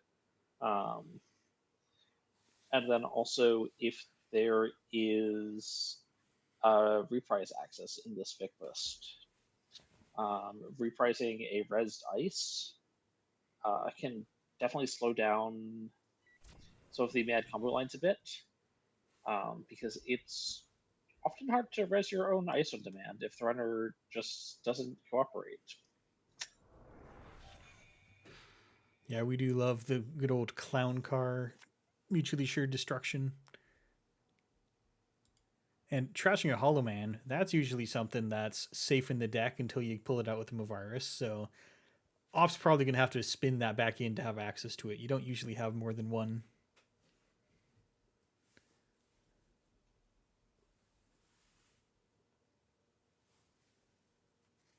Mm-hmm. And as noted, that was a very tragic Basalt Spire steal effect, just getting back the first half of Petty Cash again.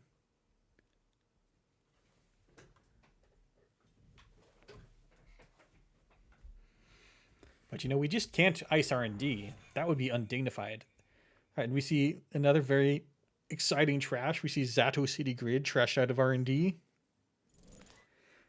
There's generally only 2 subroutines you're really firing with this. It's either end the run or trash a program. Yes. Although you could compress this into just firing one subroutine. Hear me out. Import Ballista. Well, it's a little expensive, but it does go get you Event Horizon, and that's why we were playing Op in the first place. All right, play the Wake Implant, lose Transfer of Wealth. Unfortunate, but you probably have to assume this is a flagship on HQ.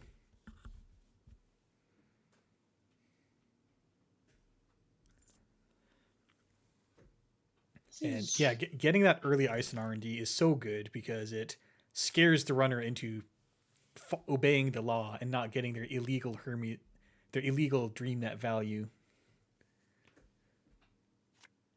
I mean, it's also just good for the, like, you win games with Netrunner by touching cards.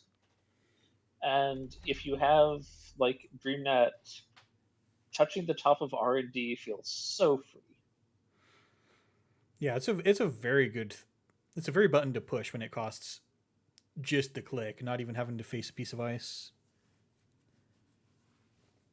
And we do see Op is at a healthy credit total, can easily res R&D ice and whatever is going on in this remote. And it looks like we're gonna try to get something done. Maybe it's just an anthill to keep drawing cards. Yeah, I don't think there are any. Like, All the right, most expensive testing server one can HQ. do is what, like a super deep borehole and a height machine?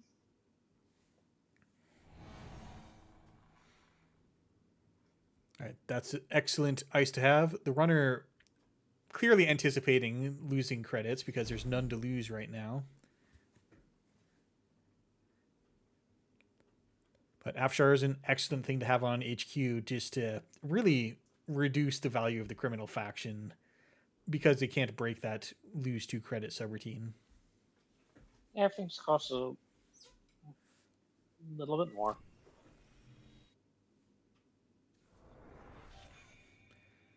All right, and now we're here still touching our once per turn professional contacts, but now it has to be on archives.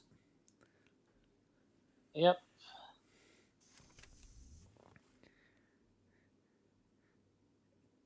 And she had a Kurupira this whole time, and now you have something to lose. That should frighten you. Oh, take 15 off, take 9 off the regolith. That's one of those plays that gives you enough credits for most of the rest of the game. Yeah. Probably not quite the entirety of the rest of the game, but especially if the regolith gets twice more, then that could very definitely be enough. And there's a couple of mean 1-cost cards you can get. I don't know if this 3-pointer deck is likely to be playing FUT, but you could get that. Or there's just Tranquility Home Grid. That's also a very good card. Home Grid is nice if you continue to want more money, or the draw. But after after fully drinking a regolith, I'm not sure how much you go. Yeah, I could use another 2 or 4, maybe 6 credits for the course of the game. Like, maybe you need the credits, but maybe you just are going to find them by drawing a hedge fund at some point, and it's fine. All right, and once again, bravadoing through and just getting the face check bounce off with this value, not going through it.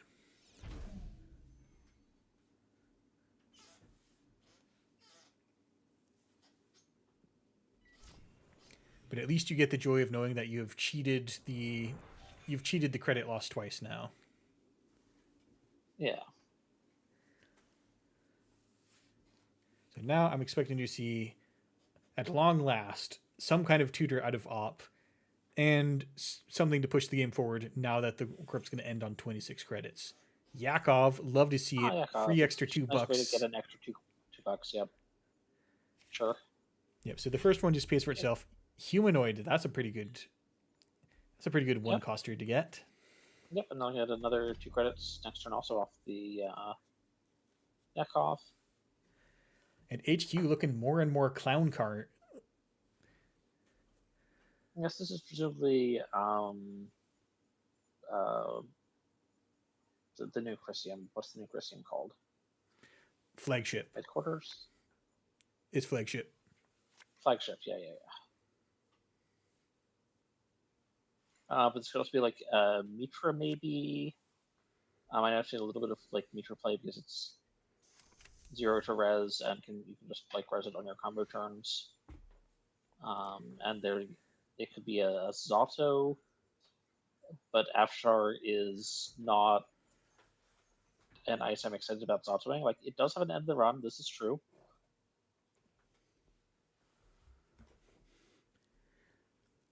Right, now we're getting to the true excellent glory of Yakov. And we're getting the spin doctor, so we get a whole lot of cards to look at before we make the choice about what to install.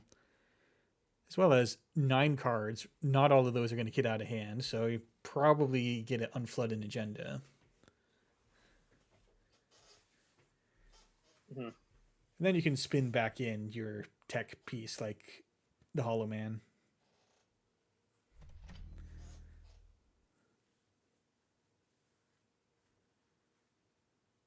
Okay, a little bit more defense on server 1 here.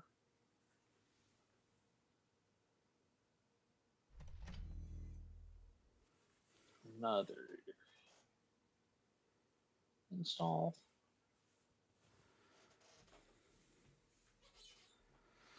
All right, new card in server 1. This time, surely it's not just more money. Surely we're up to something this time.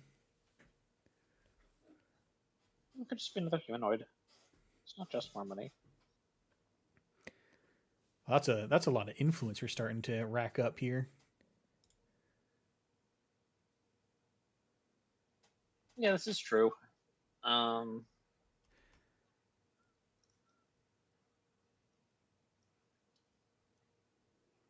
like there's either 3 or 4 for the bass or nano management.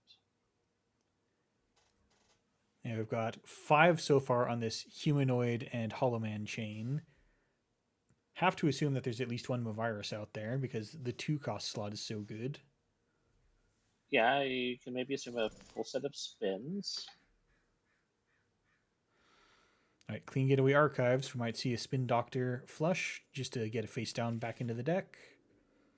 Yep, Hollow Man and 1 unseen card. And also the Hollow Man.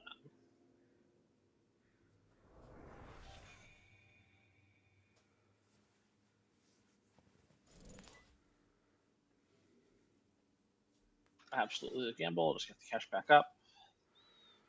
Yeah, the criminal's starting to get most of the rig online.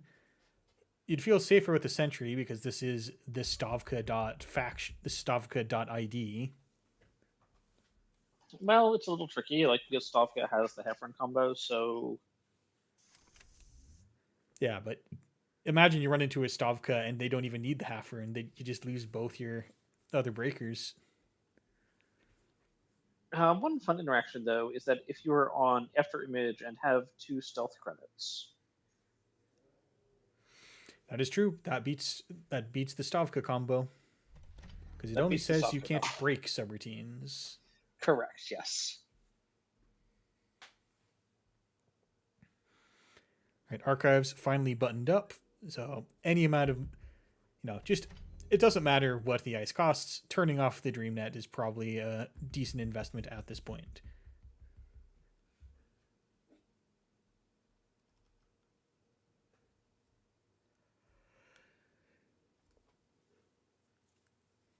One more card installed. We started from the 67 card deck and we are down to 44. So that's 20 cards down. Only 1 agenda seen.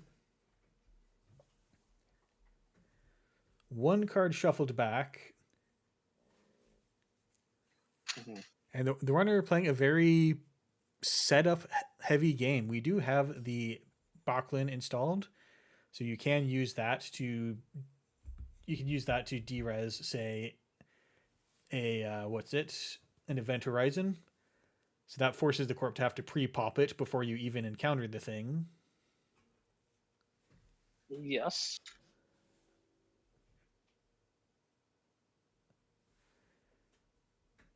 But here we are, a single advanced card.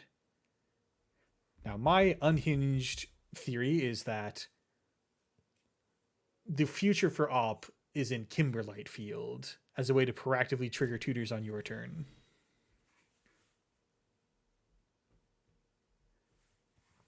Now we do see the runner taking a crack at HQ. It's going to cost 3.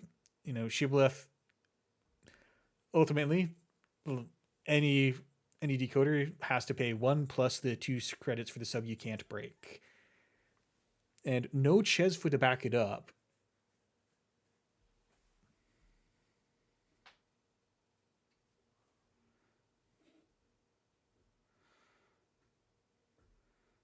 Ah, right.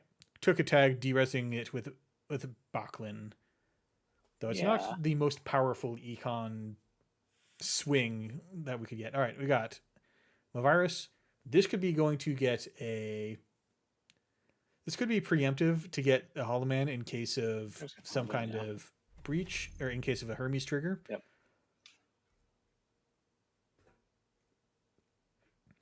Although, you probably have a pretty good guess of what to target if you do get a Hermes trigger.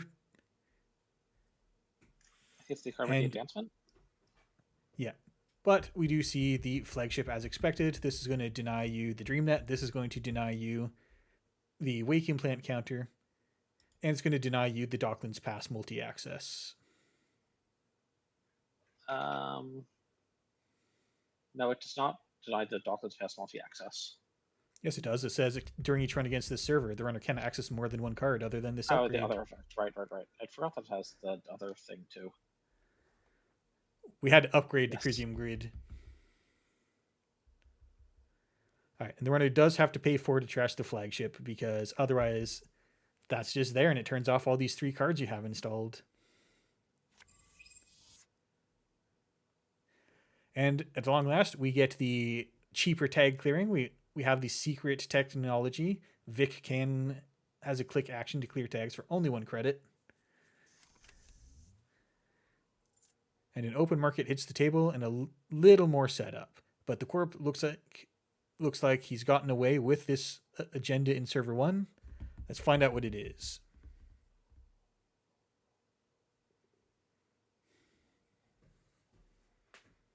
I guess it's just Basalt. Oh, okay. Send a message for Logjam on the cheap. You know, if you're going to play this many oops all 3-pointers, you probably don't have that much control over what you actually have to score. But there is 1 click left over to put the next agenda down. Well, there's 1 click left over to fix whatever Hermes does. That's only if you fear getting doofed. And I just, the card's rotated. What's Criminal going to do to you?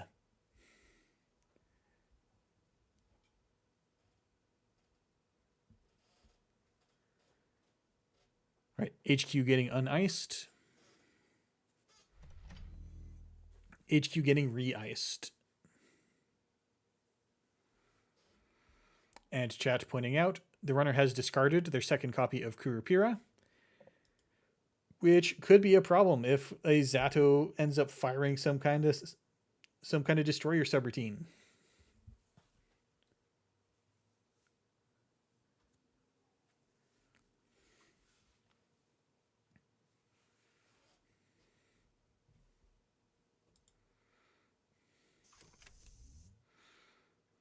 Crew.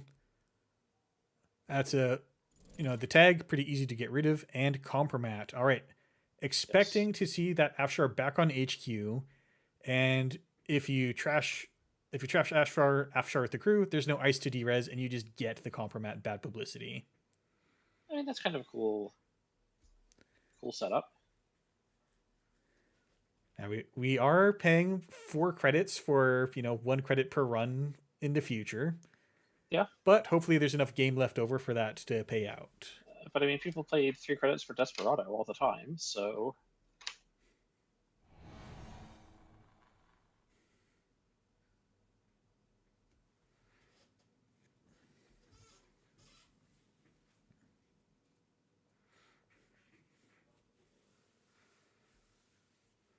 And it does make you feel like you've seen through your opponent to be able to know exactly what ice gets put back onto HQ.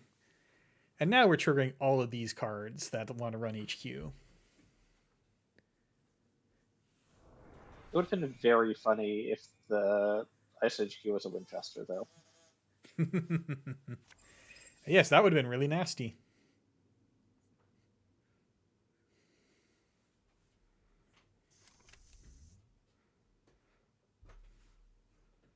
I think Worlds had a Winchester as a prize last year. Or maybe I'm thinking the wrong thing. And New Leech coming down. Runner at absolute 0 credits, but the drip will stabilize you a little bit next turn. And new card going into the remote. And that's possibly just another spin hanging out on server 3. It looks very likely. But you do, bluffing, it's possible this is also just a bluff. But against op, you do want to get rid of the spins, because if you flush out a spin before this Hollow Man eventually hits the bin, they can't bring the Hollow Man back. Not without finding the third spin as well.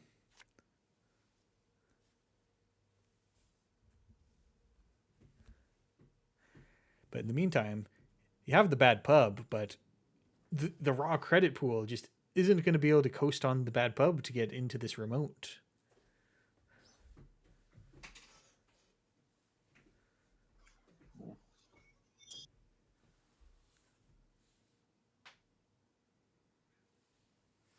Sinchling also pointing out that could just be the wall-to-wall in that second remote. Because what's the runner going to do? Trash it? Just being subsidized by bad publicity, but yeah, it's definitely still a little bit awkward. Now, wall-to-wall is here powering up the logjam, which is really threatening when you have to pay to boost this one strength on the crew peer all the way up to 5, and you don't have any weaker barriers to farm for the career peer counters. Yes, that is true. However, it does also mean that you can't really afford to res weaker barriers. Like especially when Chester comes down, then having a Maskarovka res is very awkward, which means Maskarovkas are probably dead in your hand. Or recently dead in your hand, which is a little bit. Cyberspace just, we're going to need 13 more credits this game. Yep. And if it's all log jams, it's not really a problem.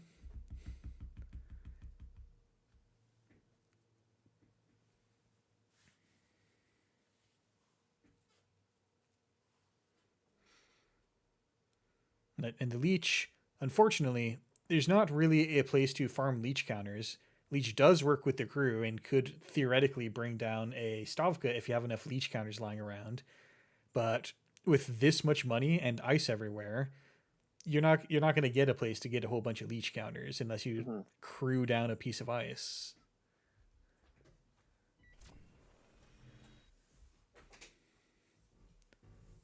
Yeah, there's still the Viking killer here, which is a little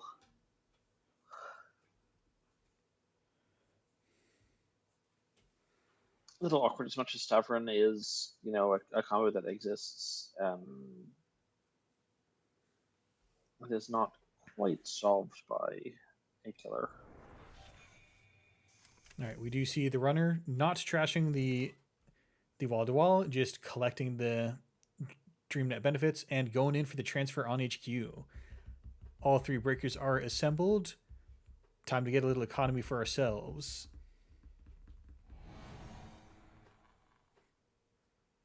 All right, Event Horizon trashed before the runner even encounters it because crew could take it out. So the runner does not have to break it. Then in comes a Sandstone. Nice, tall, hard to farm career peer counters on. Unless you spend a bunch of clicks bumping into it. Oh yeah, that's the interesting thing, because it starts out being very hard to farm Sandstone counters on, and then it becomes very not hard to farm Sandstone counters on. Yeah, and then 35th Witch, wall-to-wall is both the liability, but only if you're greedy about it, because it can just add itself back to HQ. You're not stuck with it if you don't want to be.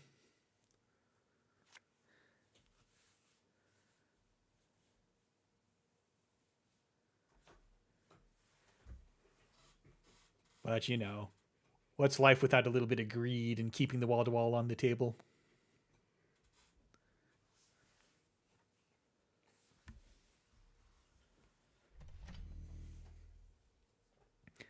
All right, second nice on HQ. I'm going to make sure that Sandstone doesn't become an easy career peer counter farm. And Yakov paying out. That's like the third card we've seen get fed into. Come get $2 on the way out. And a tiny little extra piece of ice on archives, so you don't. The runner has to commit 2 credits to checking archives before you have to pay for the extra piece of ice.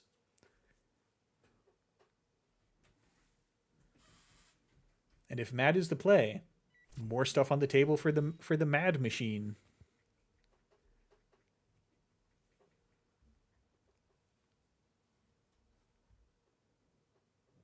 Even if they draw back to having this wall-to-wall server here, the possibility of Pinhole was mentioned earlier, but there's also this possibility of just DreamNet. Yeah, we probably got to get rid of this. Oh, for the days of Extract, where we could just turn this into a spin doctor.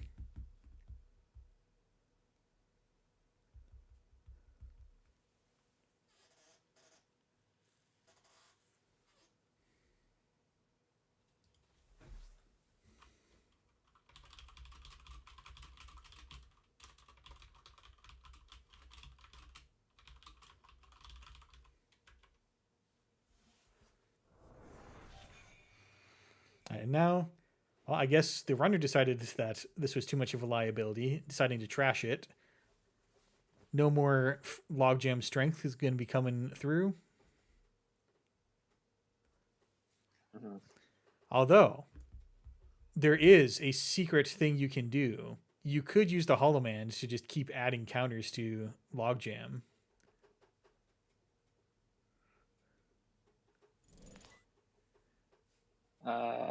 Yes, that is legal. I agree. I love it when people agree with my ideas that they are technically legal. All right, Bravado coming in. Where's the server that you're going to Bravado here? Is it HQ just to prompt a res and maybe get a Sandstone virus counter? Still don't have any Chesfas.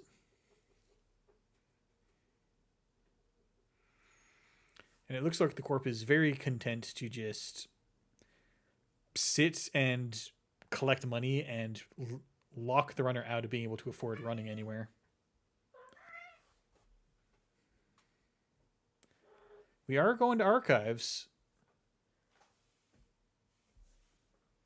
Will continue the run, risking possible doom at the hands of Halfrune.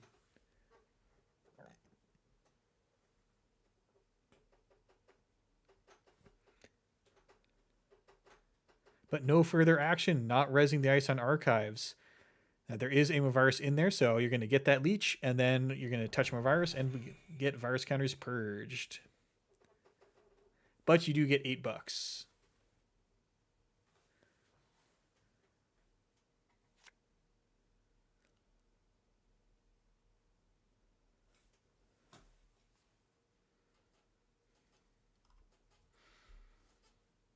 And continuing to draw. Probably got to find a couple more tools to feel confident about this remote.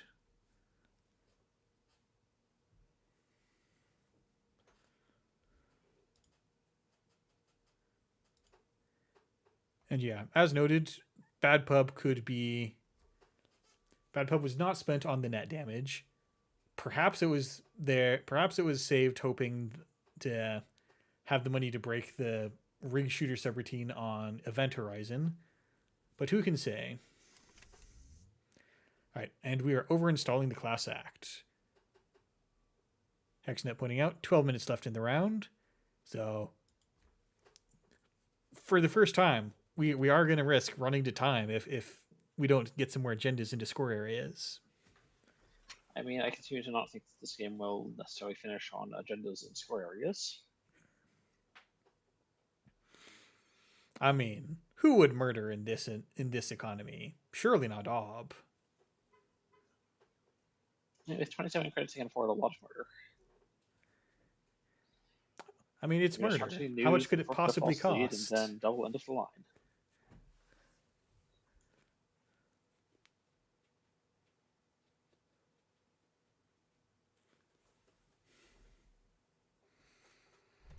All right. And the Corp has, all this money. It's certainly, I look at this money and I think I got to do something with all this money. Burning a hole in my pocket. There's a thing. It's just, threaten the ability to res these. So we're advancing. This could be scoring an Izef protocol. Or we could just be thinking about what are we doing next? What are we doing next turn? How do we finish this off? Myoshu plotting. Okay. That's certainly a reason to have 26 credits.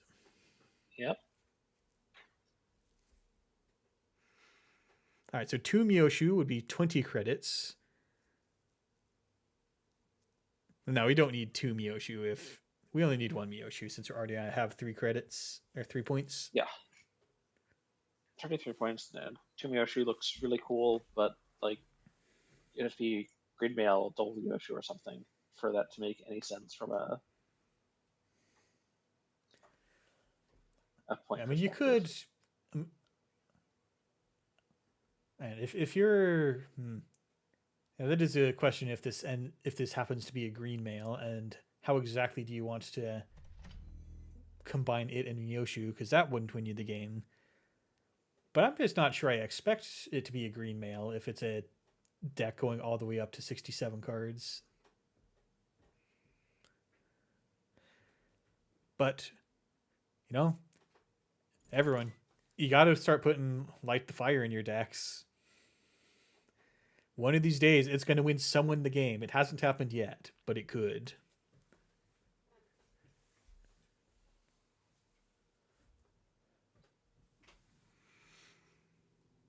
And if it was you, you can say that you were in the room where it happened.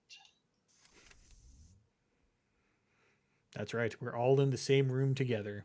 Second crew coming down. And a revolver. Okay, so a little short on money, but we do have the solution to what if Stavka Halfrune gets fired. But the corporation gets to get away with this.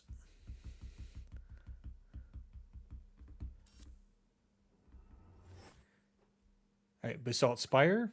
1 click left over. Go up to 6 agenda points.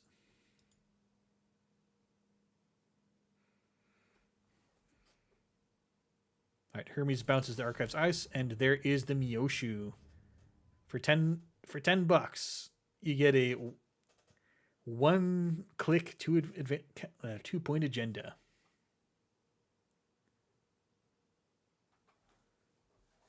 And Cror telling us about Light the Fire successfully firing. But if someone lit the fire against the jungle and no one was around to see it, did it really happen?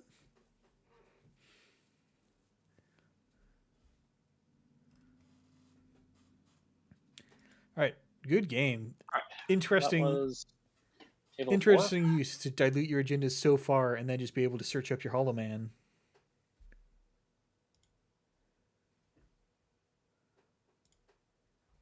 And that was the last table for us this round. That was the last table. Sometimes these tournaments start just moving as soon as the rounds are done, but that's usually more of a top cut thing. And we will not be having a top cut.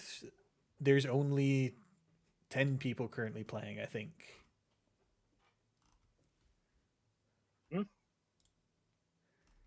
Let's see. Time. We have 7 minutes left in the round.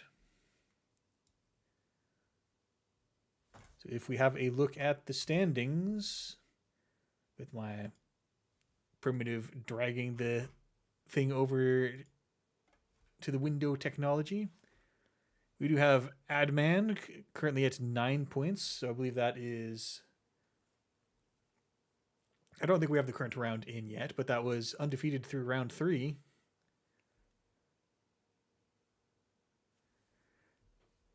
And then Cyberspace Panda doing quite well with the op. And we've got we have a very deep field of players who's currently on 6 points as of the round 3 standings.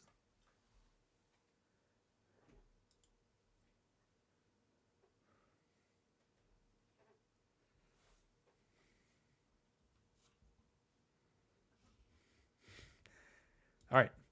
And we have some confirmation. Adman still undefeated due to his opponent Giga flooding.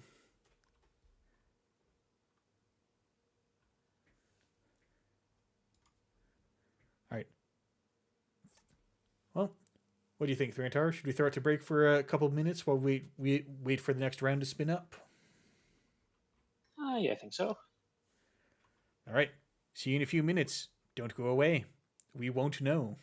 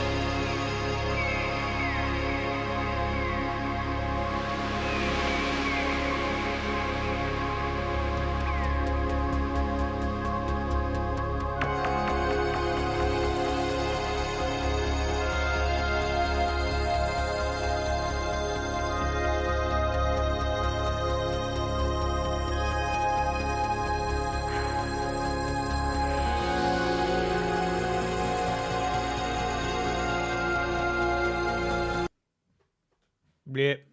Hey everyone, do you like me suddenly cutting the music? The song didn't line up with people starting the next round. Welcome back to round 5. This is me, Cephalopod, and Thrantar commentating for the APAC accelerated meta test for this month. Indeed. It is the more or less top of round 5. And we'll be watching table 1. All right, we're good to watch. Good to watch in table 1. All right, most excellent. You see ourselves watching Adman B, who, oh yeah, we have watched Adman. I remember this picture. But so far undefeated versus Lu on looks like a very good start with some of the 5 Zekis still available in standard. We got Paladin and Gachapon to go find something else. But this time Alco has a FUT on the table, getting us started, threatening you for daring to go touch centrals.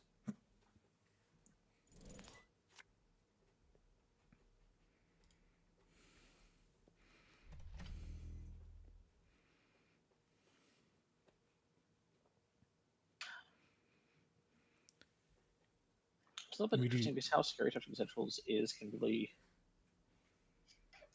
vary based on the contents of the runner's hand so much. Like if your hand consists of, multiple steel skins and no key one-offs, like touching centrals actually can feel really good. Is steal the points, take the damage, get the tempo from the steel skins. Speaking of which, we do see some unique technology being brought into this matchup. Air Blades, which is actually just a hard prevent 3 net damage on it, usable at any point during a run.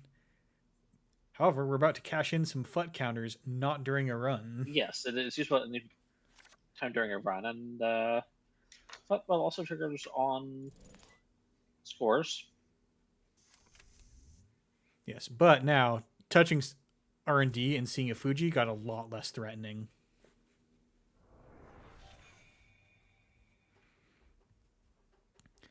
Runner still probably afraid of seeing an enemy protecting the FUT.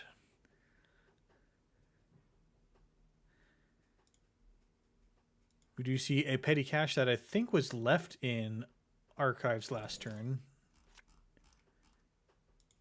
Okay, no, it's been played now. I was wondering if there was some combo there to gain an extra click. But we are starting up an extra remote. You don't need to ice R&D. FUT is your ice. But nonetheless, gonna cash in the air blades if FUT happens. Cohort, that's a great trash. Cheap to trash, gives you basically a rebate on Lu, and it's a very important card. Second cohort trash. That is 2 cohorts out of R&D. That represents a significant reduction in off-the-table scoring nonsense if you end up getting a lot of servers that you haven't managed to check out. So it does, but I'm also a bit concerned about this credit total. There is a fermenter that's kicking up that could be used to recover decently. The 4 counter fermenter is definitely a spot where it's pretty good. Although greeting for 5 is, of course, even better. And 35th Witch pointing out, Airblade's very good against Diviner, if that ends up being what this Alco is playing. I don't know if I've seen recent Alcos doing that, but it was definitely something that they were doing during Elevation meta. Alright, running that back to go get the Fermenter credits. Then we go see a Bladderwort. Yep.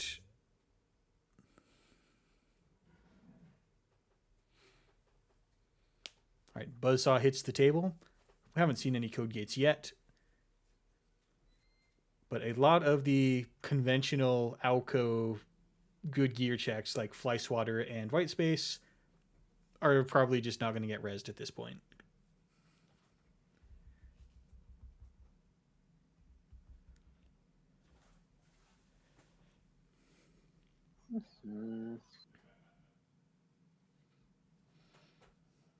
So there is still quite a bit of rig remaining for the run to get set up here. The decoder is nice. But Jinteki is certainly also known for running sentries. And I expect there are some barriers in the list, and those will have a hard ETR, and that will need to be solved somehow. Yeah, we've got a tense lack of rig going on here. So the corporation gets, the moment they draw another hybrid release, you can just punch the runner for 3 more net damage. And the whole point of this game is to not let the corp keep doing that. Mm-hmm. Now, I will say, having double Gachapon installed does give some options to just kind of send it on runs and go, are you writing this? You don't know if I am representing the breaker or not. I also don't know if I'm representing the breaker or not. If a Gachapon, it finds something. It's maybe the correct breaker. Yeah, to quote a description of another deck, yeah, this is inconsistent, but that's your problem. But of course, if you end up whiffing on that, then suddenly it becomes the runner's problem again. Devil Charm strongly indicates that we might have an Hour Sayer Screw, which will take down just about any ice. But you can't get the Hour Sayer Screw off of a Gachapon, so we will know if that's what the corp has to worry about.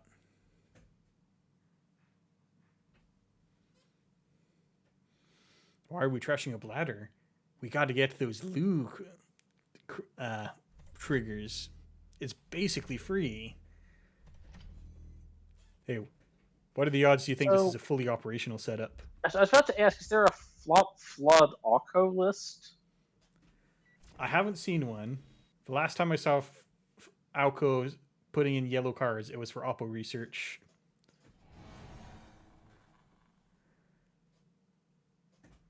All right, crack a Gachapon. You hope that Botulus isn't your solution, but finding a Rising Tide is exactly what you hope for. And we get to see a little more of what's there to be found. We're moving a Taka and a Fermenter. No long game necessary. All right, and there goes 6 turns of build-up on the FUT, and now we can go check this suspected agenda.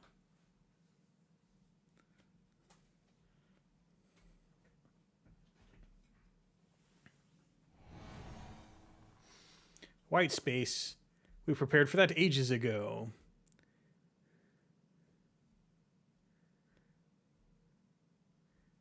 But this does drop the runner down to just 2 credits.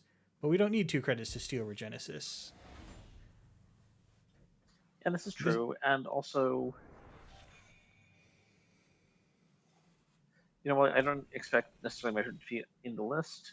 Like, we're not an even threat for Measured. We're not a threat for a lot of things. It's 1 point to 1 point. All of the threats seem so far away. Mm-hmm.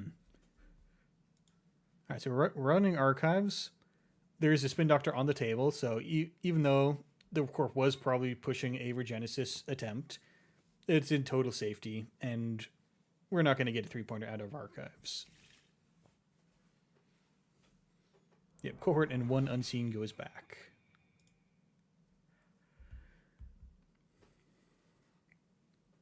And we do see second FUT was the other face down in archives. And then playing a strike fund manually. It's not our favorite thing to do, but sometimes you just need money.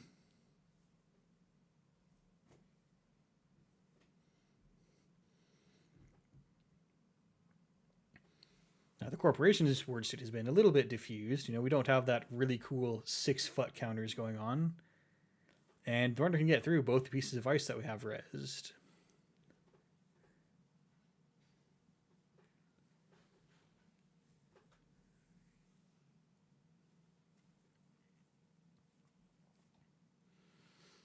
Points are really slow to flow in.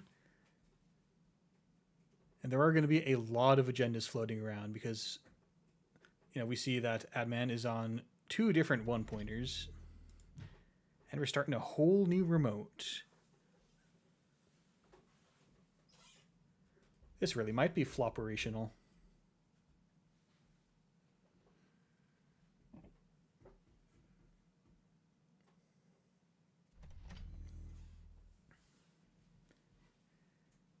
All right, so Thrantar, what are your thoughts on what if we put this behind server 5, stack up the ice? I think.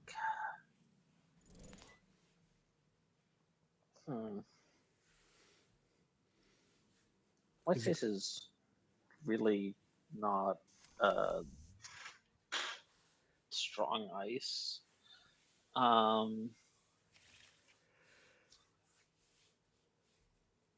It still costs 1 credit.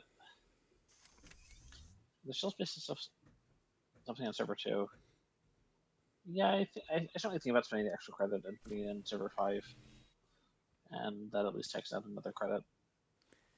And if I plan to repeatedly jam things in, then that does add up over time. All right, we're charging into R&D. We do see Anemone Resed. No current Sentry Breaker on the table. Actually, I just don't see a Sentry Breaker on the table, so it looks like you might be paying up all your Airblades counters to stop the Corp from getting 3 Alco counters. Well, I think the one is unavoidable from the self-trash, but... Yeah, but you can let them have 1 instead of 3. Yes.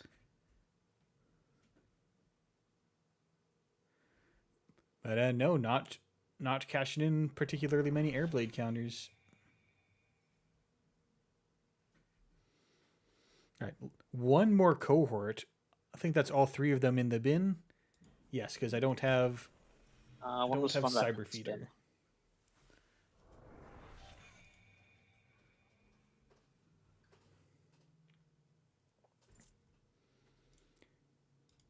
Moonpool also trashed out of R&D. Did you see Bladderwort? No damage. Doesn't look like the runner will be worried about taking damage anytime soon. I was going to say, this expensive like a pad campaign right now.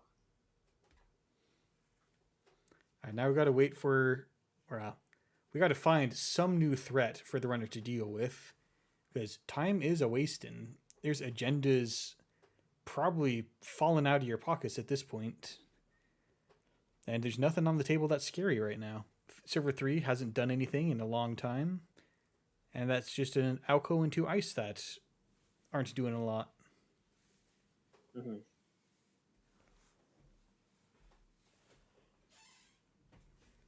All right, we are going for the Alco draw. Get 3 cards deeper into the deck. We are now well over halfway through the entire deck. Mm-hmm.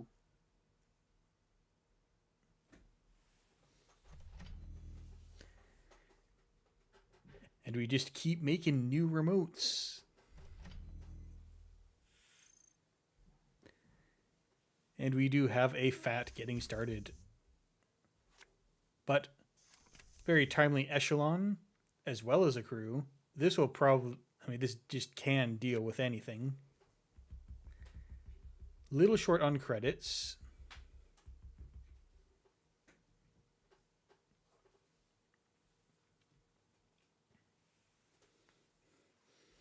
All right.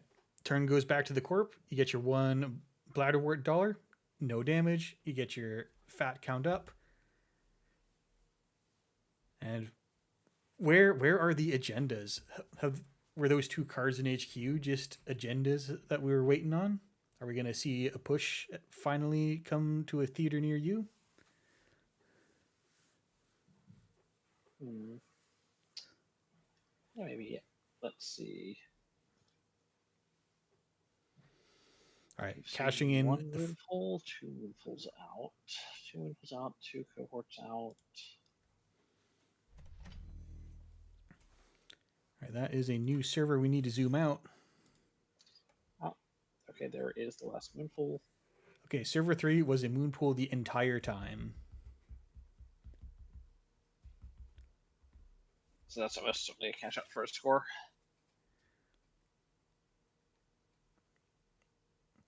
All right, no cards scratched from HQ, and we are getting the longevity serum.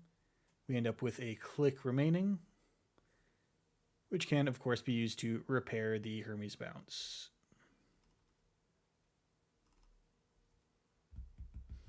Also do a bunch of FUT net damage. That's pretty exciting. Yep. All right, and we're putting Moonpool back in the deck.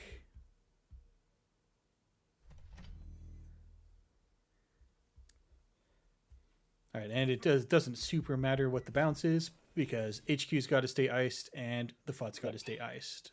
Yep. Crack Fermenter for 10. That's a threatening amount of money. All right, and you could prevent the net damage. Not preventing the damage. You're still skins.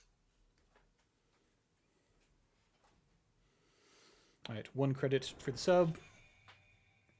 There's probably a second copy of the console floating around somewhere.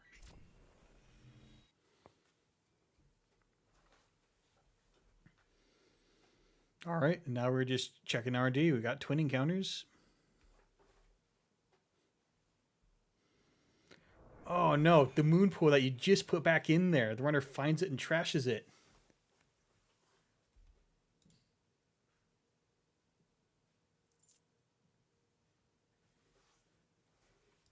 There's still 3 credits going down the drain.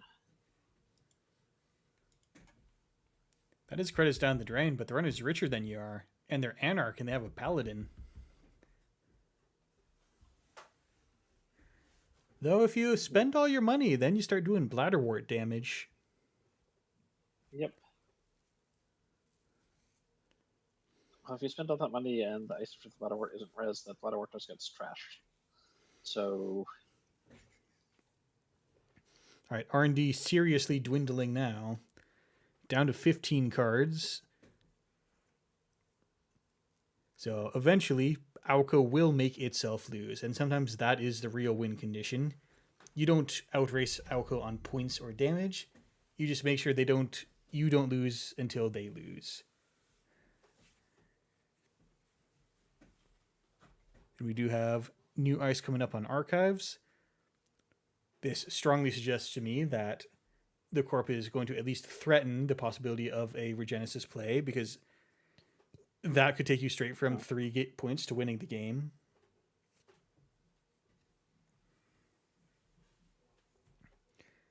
But you're going to have to find a place to sneak Regenesis onto the table.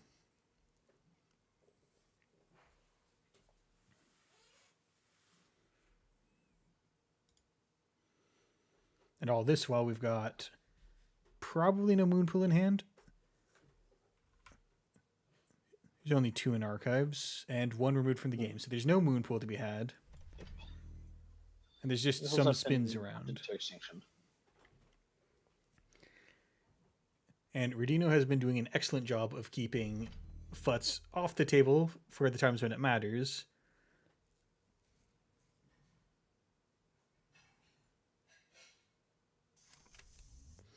Another daily casts. Just gonna set up all the money and siege the Corp down. And in the meantime, where are all the agendas at all this whole time?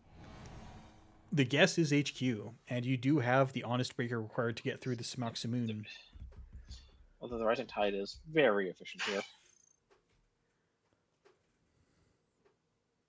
And spend Dr. Res for solution. Okay. Oh, good grabs, good grabs. Immediate powering up the of the Paladin. Mm-hmm. And that's not the worst that could have been. You only lost 1 point. And the Res of Spin Doctor definitely screams there's more to be found in here.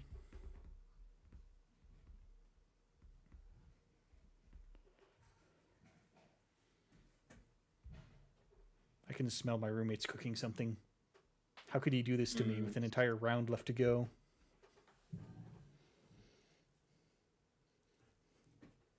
Yeah, fortunately or unfortunately, I'm the person that does most of the cooking in my household. So if I smell something cooking, like It's me. All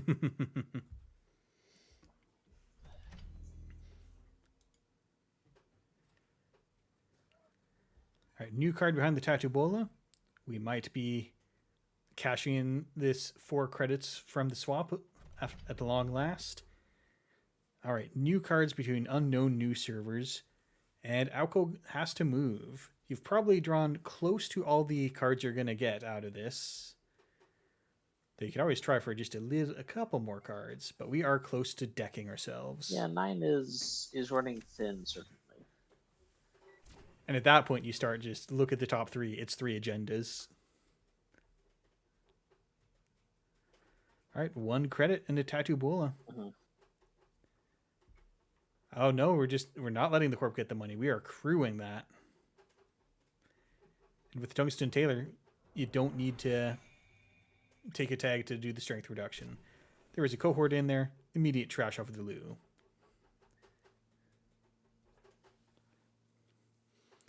Corp is not resing the ice. It's probably not going to keep the runner out.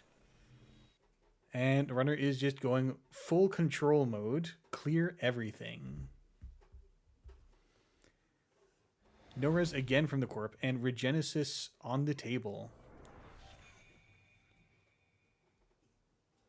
All right, this might be the last Regenesis. Not everyone's on 3 of them. Mm-hmm. And the corp did try to throw just a lot of random bullshit go, and it didn't stick. The runner checked every server. Yep. Having them here, I would love having a copy of Hannah. Hannah would be so nice, but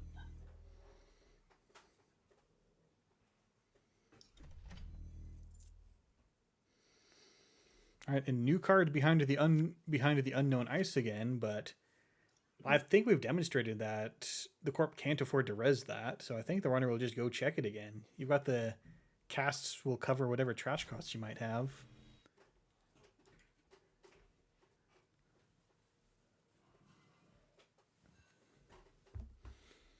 And Scene Schilling pointing out, this is why you want to be playing Bite or Urtica Cypher, just to punish the runners that have managed to lock you down enough to check everything.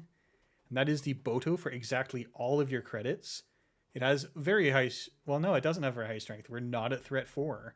The game's almost over, and we're only at threat 3, so we only have 4 strength on this. 3 strength after the Tungsten Tailor, and also there was a Sericulture behind there.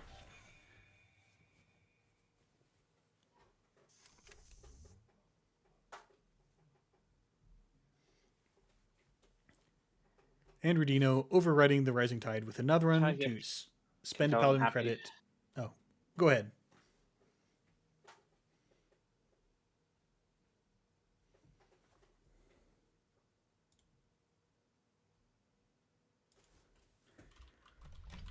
All right. We are over here. We are now on threat 4. So Boto is now bigger and stronger. But the runner might still be able to afford to make these checks. And in the meantime, check archives. There might be more agendas than the Spin Doctor is physically capable of putting back in the deck. Mm-hmm. In the meantime, we see Corb has managed to not have too many agendas, but that is a very dwindling number of Spin Doctors and Unflood tools. And with a crew and a chisel, we can just destroy this Boto.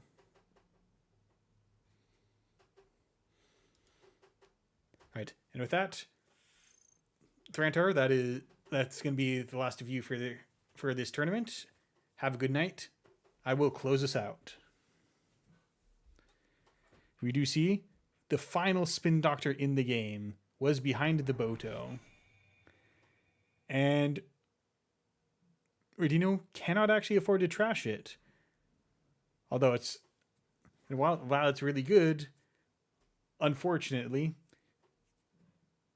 it's probably not going to stand up to the runner coming back next turn. In the meantime, new card coming into server 7. The daily cast is finally empty. And we do see is that another echelon? Just overwritten?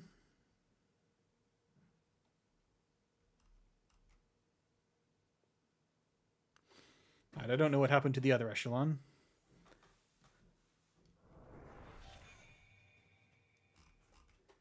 But we do come to see a humanoid resources. That might be really dangerous to fire at this point in the game. And now, forcing the corporation to pop the spin doctor.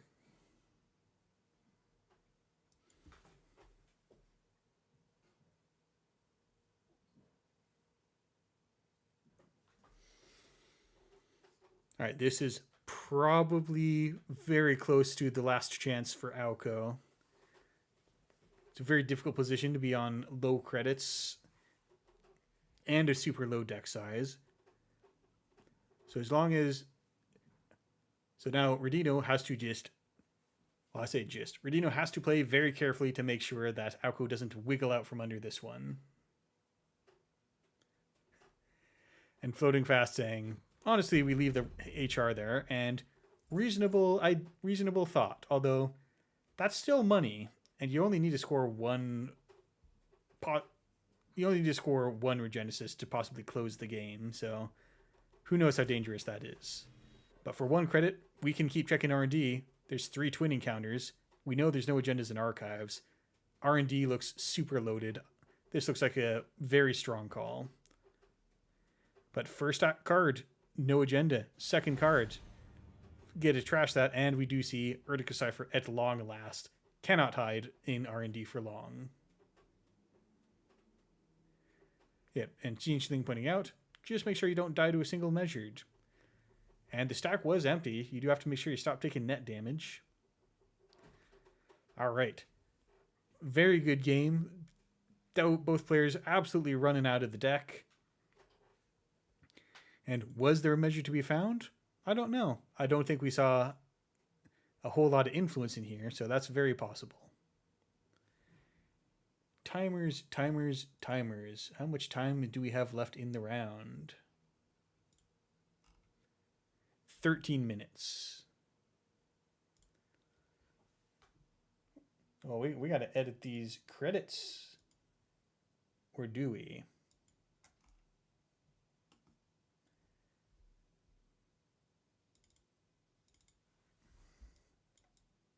Yes. It's only me now. Ha ha ha.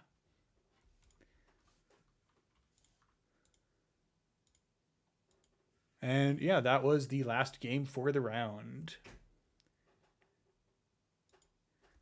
I do see a little bit of typing from Cora. We might be starting up the next round right away. Let's hold on and see. Let's see.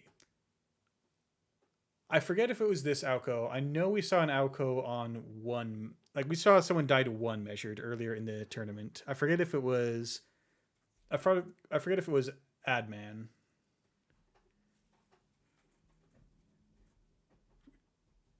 Really, you'd think I should write this all down or something. I certainly can't be trusted to remember it.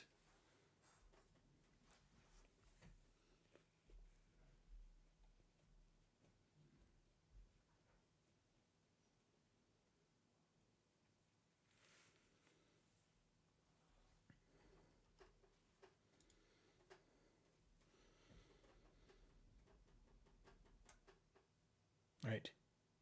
The typing. It is happening. Roommate, no.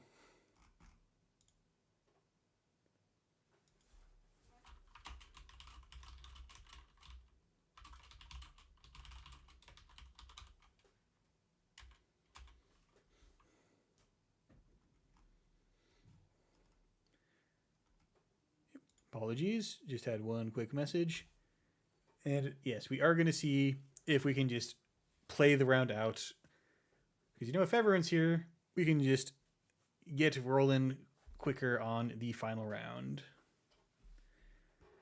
I think we are likely to have pairings.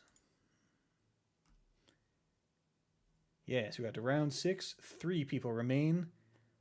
And now the question becomes, what do we want to watch?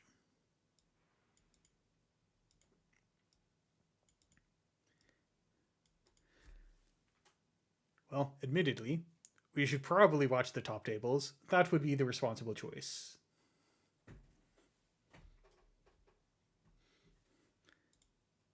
So let me check in on table 1 really quick. Ah, there's 2 table 1s. Both players made the table.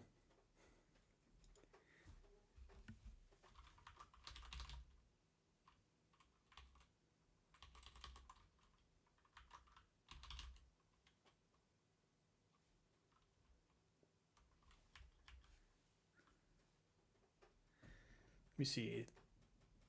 All right, I can fix this.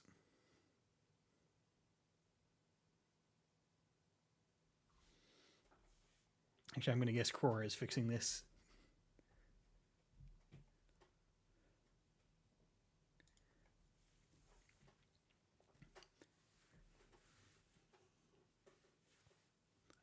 Uh, 35th Twitch, unfortunately, that is we got some requests not to stream, so we can't watch that table.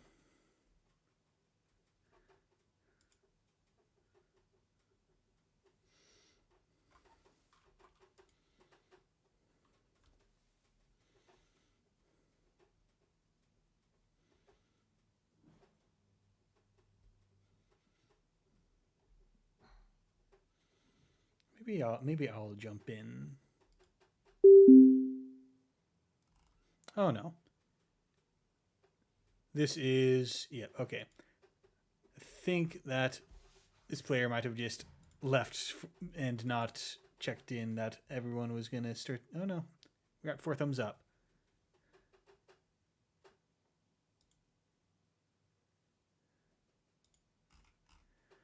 Ah well.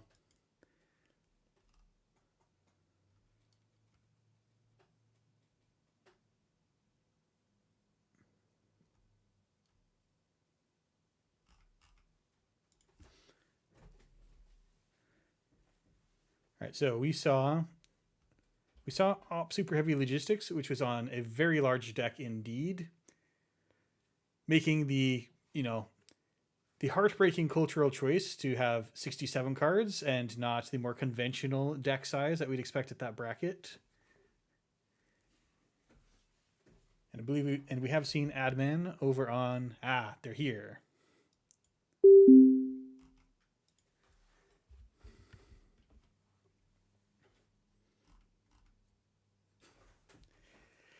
All right. We are in.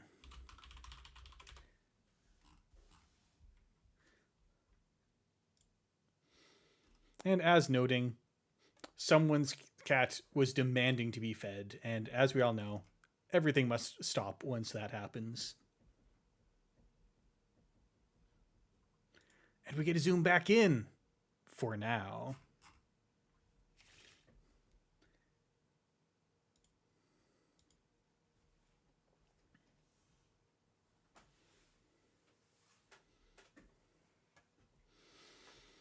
All right. Seb still looks to be a healthy threat at this tournament. Losing Ashen Epilogue really only affects your ability to reset the deck. You can still play exactly the same all the way up until the reset button. But in the meantime, we do see a whole 61 cards left in R&D. No opening money, but we are going to Ice HQ against the transfer and set up something to do in the remote turn 1. And there's a lot of draws Seb could have that might punish this.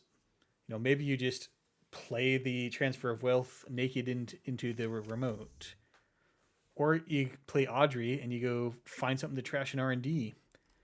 But we drew 1 card, so either we're going to face check one of these ice, or we're not going to be able to contest this turn 1 asset.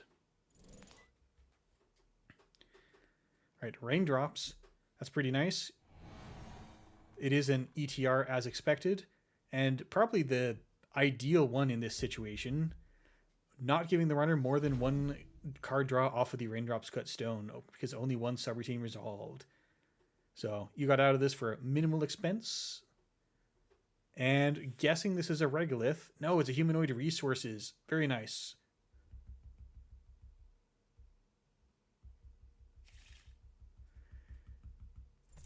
And 35th Witch saying, this looks like it might be a nightmare matchup for Seb. It could be. The flood will not be happening very quickly at all if we're on this many brackets above normal and all 3-pointers. So you get to just play your economic game without being too worried, even if Seb transfers all your wealth away. But in the meantime, humanoid resources, you get a Mitra pulled out of the deck, you get an extra ice and something to do next turn. That could be the regolith. HQ still has that one ice, and R&D still not iced. So this might end up being a point of vulnerability for the Audrey. You can go get a bunch of counters off of that. Botulus on the HQ ice and a Gourmand. All right, we're going to go pull some stuff out of HQ. No res. I'm going to guess that this ice, especially if it's something that's only got one subroutine, it might be totally compromised by the presence of Botulus. But we do see Trash Mioshu out of HQ. That will be difficult to get into the deck and find again. So the question becomes, how many of those are there in circulation?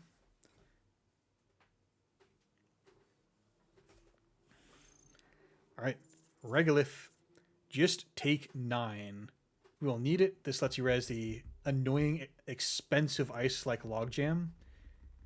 No, Logjam's really annoying because it has 3 actual ETRs on it, and Audrey falls into that boomerang range where it mega punishes anything that has only 2 subroutines. So then we got this subroutine inflation to start getting 3 ETRs on all the good ice. All right, raindrops. We got 1 Audrey counter.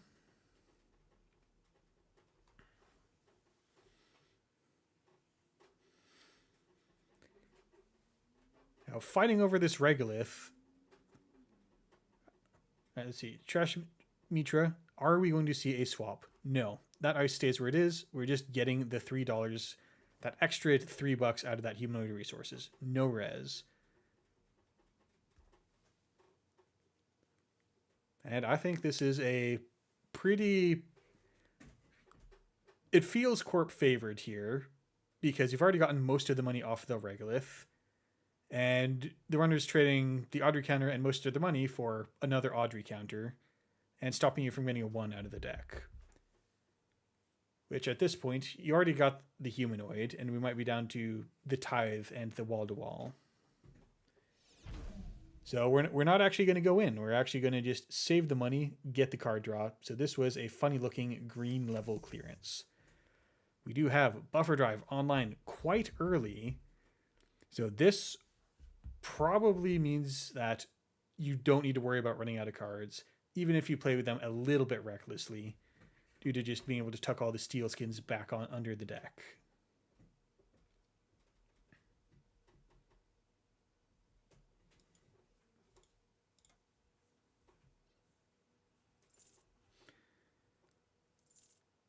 All right. First 2 clicks, get that regolith bonus and get your op trigger. 1 cost. It's kind of tight pickings at 1. We already fetched the 1 humanoid resources. Don't know if we're spending influence on a second one. But there is the Malapert. And finally, buttoning up R&D. We're going to try to avoid leaking counters to the Audrey from there.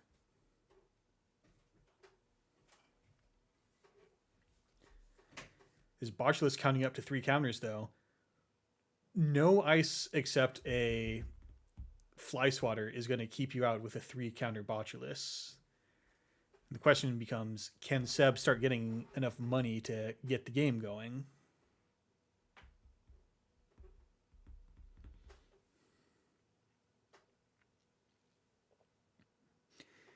No immediate threat on the table, and it doesn't look like we're going to be playing the 2-1 out of this op. But Eru, very nice. So install Eru. use it immediately, get the Manuel. We are starting here with 3 card digs on R&D. Nothing found in there. Unfortunate. Clearing the tag manually, doubly unfortunate. You'd rather not actually pay to do that. But the Corp would definitely pay to trash everything at this stage in the game. It certainly asks the Corp to go put some ice on archives now once you find one.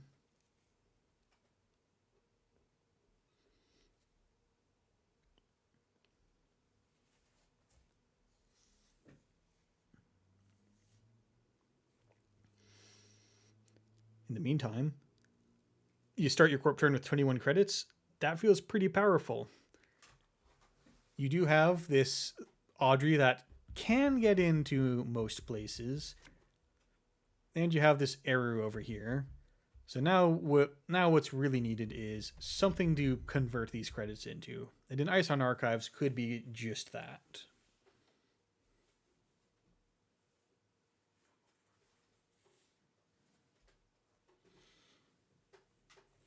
So far, we're mostly using Op to extend out stuff like your Regolith into, turn it into a humanoid, turn that into a Mitra.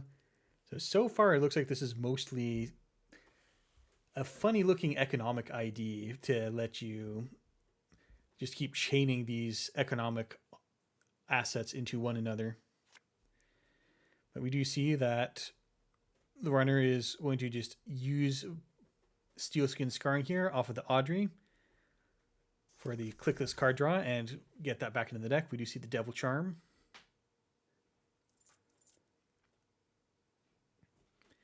No crew yet, no attempt to challenge archives, just setting up. The runner's money is direly low right now. And I don't know if this kind of build is playing Friendo. All right, this is the kind of depraved behavior you can do if you've got a really late game deck. You just sit there, ice all your servers, and purge virus counters. A forgotten technology from the early 2015s of Netrunner.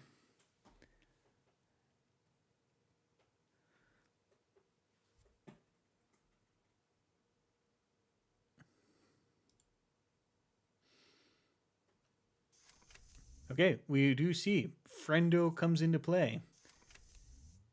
We did see Audrey tossing a Steelskin, so tossing the cards faster than Buffer Drive can put them back into the deck to get us to playing Friendo and getting our economy online, getting our Valentina online, so that you start getting 1 credit back every tag clear.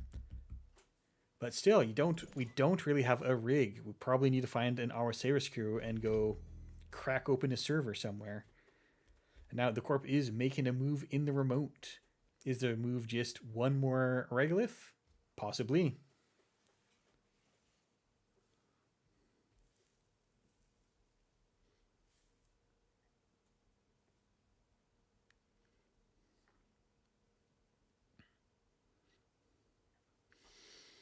All right, Corporation thinking hard about the last click. We are doubling down. The Clown car is beginning, 3 cards in there. And it could be just about anything. We did see Yakov in earlier rounds, which is pretty exciting. I enjoy Yakov. I like running a whole bunch of cards through the remote.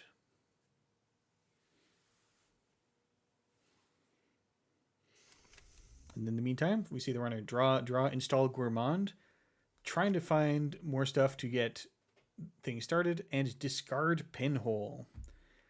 There's no easy servers to land a Pinhole. They are all equally icy and affordable for the corporation. In the meantime, we see that there was a Movirus in the server. Crack this on the runner's turn. Start your own turn. You have not installed any cards this turn. This could be a never advanced 5-3. That looks like that's exactly what that is. And there's no Hermes on the table to punish you for it. So now we get to send a message and res a Biowack for free. That is going to be a significant problem to fight over the remote with. Especially because you discarded the Pinhole. Now we've kind of doubled down on making the remote really important. Because any agendas just go straight in here. The Biowack's not impossible to deal with. And the Malapert score the very overt add measured response to HQ, you'd better be rich if you come try to fight me and take a bunch of points. It's not online yet. It requires threat 4. But if the corp scores one more agenda, or if the runner gets unlucky and finds 2 agendas, it's very unlikely that the runner will find 3 agendas. So 2 is a very possible thing that you should worry about. Then the corporation can just threaten to kill you. It's a great thing to have in your pocket for future plans.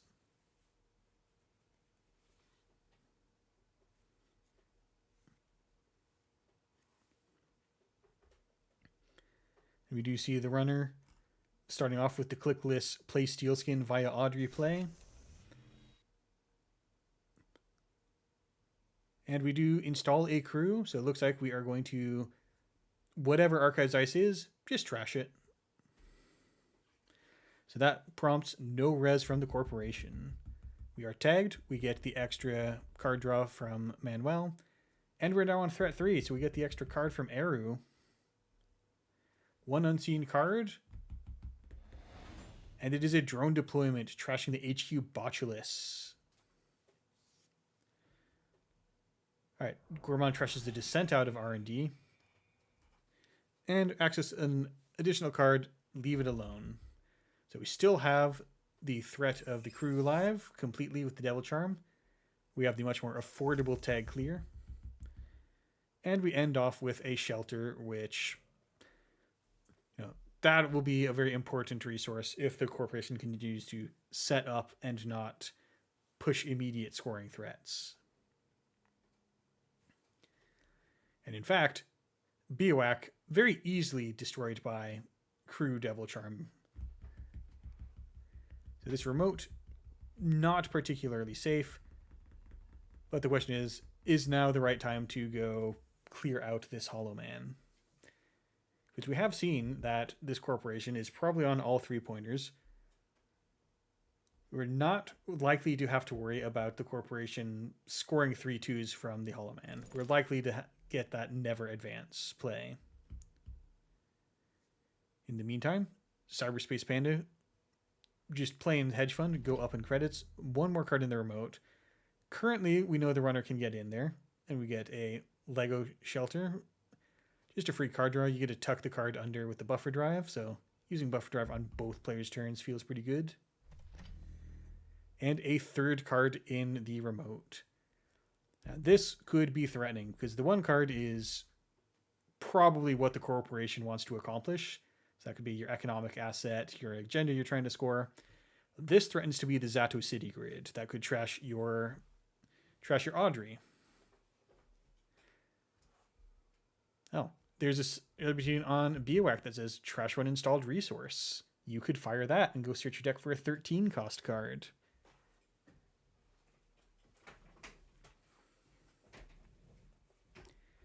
You could even make the play. Oh no, there's no trash or hardware on here. So it is programs or resources. So Audrey, or maybe if you can pick which one of these is the most important resource, you could Zato the lizard at your opponent. And this does merit a thinkin' indeed. Because this may not even be the agenda. We saw in an earlier round, we saw this huge op list start a turn at 19 credits and think, we need to resolve another Regolith.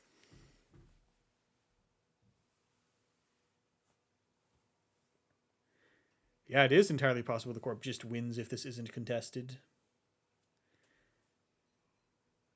The runner is low enough on credits just from putting their own cards on the table that you're threatening double measured response, that you could go pull another one out of the deck with the Malapert. So we've got this compounding threat of how to die on top of you don't have enough Audrey counters to get everything done that you want.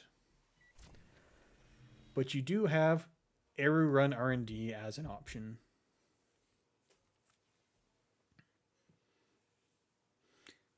Because the Corp has shown that he doesn't think that this ice is worth resing, despite having 19 credits. Total whiff on the R&D 3-card dig. A mere 1 credit tag clear.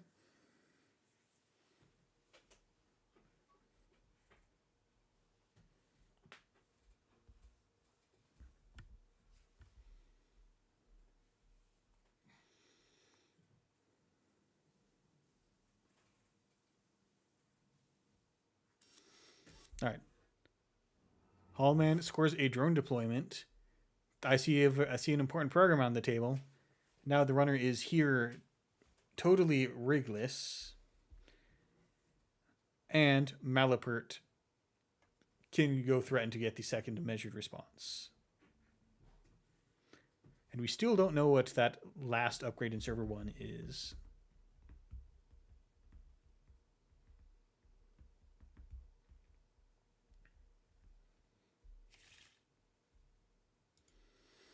Yep, that's another measured response. We know 2 cards in HQ are a measured response, if not 3. Although the Corp can't quite afford to play 3 measured responses.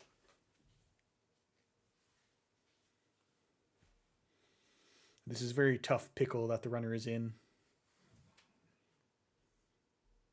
Dill pickles, by my reckoning.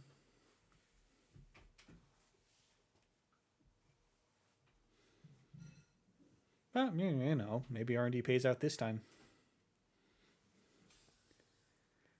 The Corp did just shuffle off and refresh the top of R&D with that Malapert search.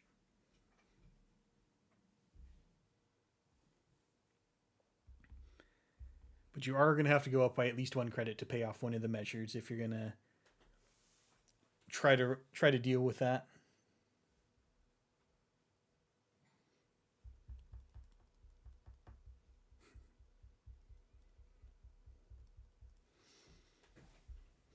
Yeah, pointing out, this could be the singular above the law. I mean, not this card, because that was there at the same time as the agenda last turn, but if the Corp has managed to find the above the law, the Hollow Man will just win that.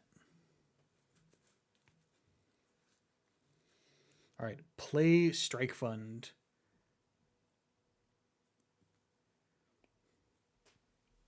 You're never living your best life when you play Strike Fund, but here we are, privileged access. If the corporation won't res this ice to stop an arrow run, perhaps it can't stop the Praxis run, which has a lot of good stuff to get back. I don't know why I'm opening the Corpse Eep. I don't know why this is... Yeah, okay, that's an Event Horizon, and we are just going to stop this run immediately. So Event Horizon, due to going down to the crew, being saved to stop something important, such as this attempt to get back the Audrey out of the heap.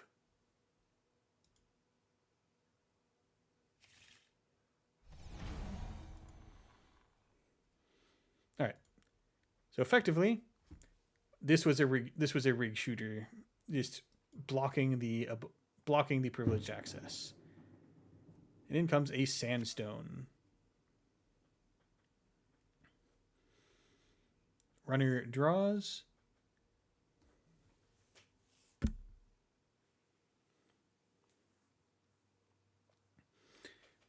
He has not made a successful run this turn, so you can't go about measuring.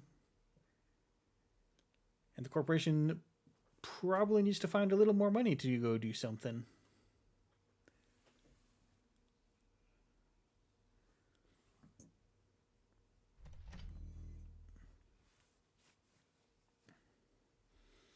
All right, one more card in the remote. And just click for credits. This is highly threatening as a possible honest 5-3 never advance. Whereas something that you might go broke trying to check only to find that this is the next regolith.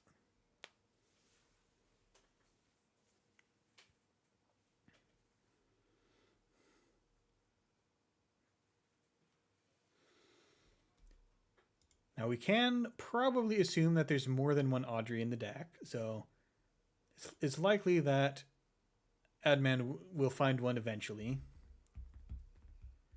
But getting the counters for it is going to be a real struggle.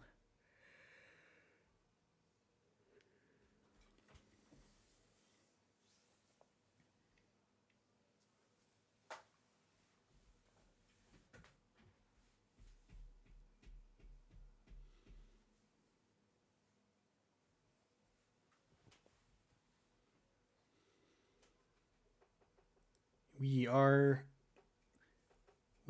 in dire straits here. I say we. The runner is in dire straits here.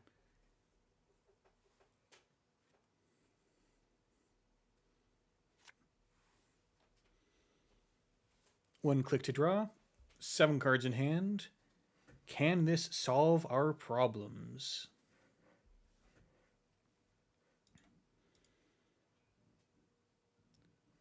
It's possible that one more crew brings us all online. That next crew could threaten the descent, and then you could just trash this whole server. But you got to make sure you don't die to measured response still.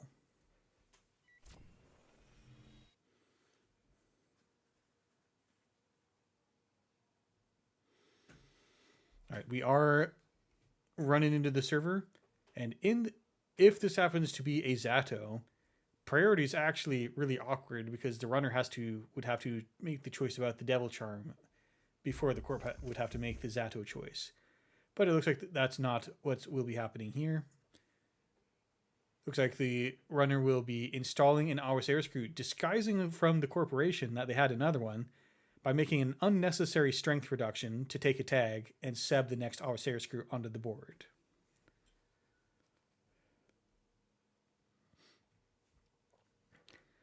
So now we can get in, but you're going to have to float a tag. This op doesn't look like it's on any tag-based punishment, but you probably still want to have your Eru and your Manuel after the dust settles.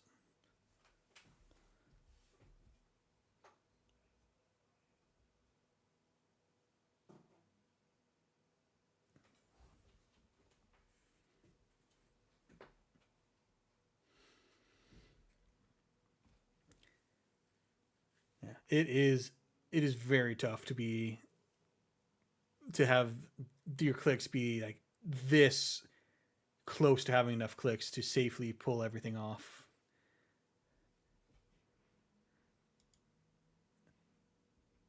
All right, we do approach the descent, take the second tag. We're not getting untagged this turn. And then we are going to fight over the contents of this server. We do see Zato City Grid, so that was an option to try to throw the lizard at the runner.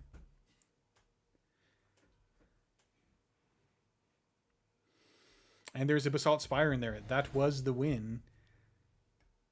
And the Corp now gets to pick up any card in Archives.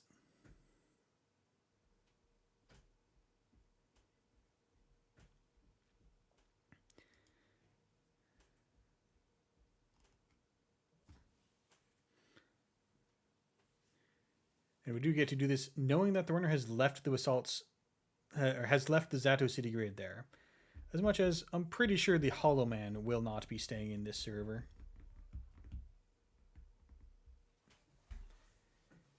If you're feeling ambitious, you could just bring back the lizard and then install that back on the remote and pay the honest price for it. Also very good ordering of getting the Basalt first so that the corporation does not have the option of picking up the Hollow Man.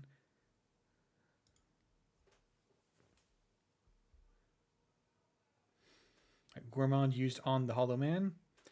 Data Vault stays. This won't do anything. The next score wins the game for the Corp. And now, finally, final click, just installing the Rising Tide.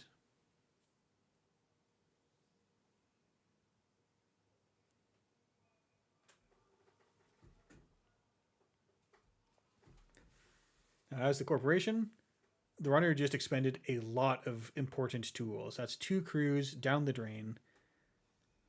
And those crews were what was going to enable you to land Praxises if that was your plan to have more of them. And there is also this Audrey no longer on the table. And even if the runner finds one, they won't have any counters. All right. Taking the chance to just trash, trash, trash all the runner's cards. If there's no Praxis, no getting back a man well. And a passive always on twinning that costs no counters. That's a pretty good card. The Corp will spend 2 cards to get rid of it. Ice goes back on server 1. Nice. What did the Basalt Spire pick up? An Event Horizon. That's a pretty good pickup. And nothing in the remote to threaten the runner. So we might be waiting on the next 5-3 and just honestly trying to score that.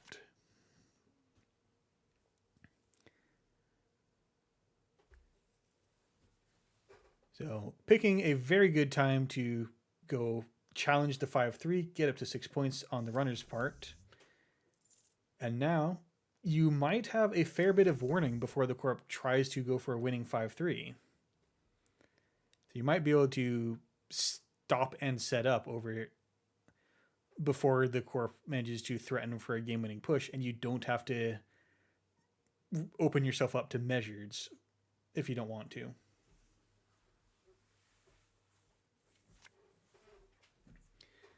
Meanwhile, the corporation, you probably need just a little bit more money to resolve and threaten everything. All right, transfer gets moved to the bottom of the deck. You could probably stop a transfer, but it might cost you a bunch of money.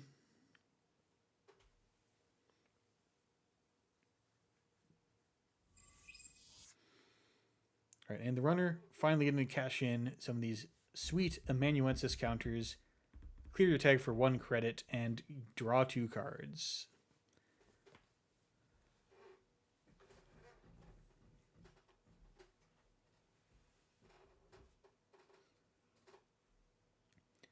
Seven cards in the grip. There's got to be something in there that you can advance forward with.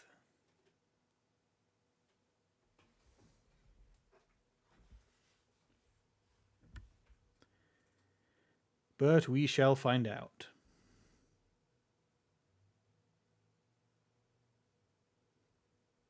I wonder what this button does.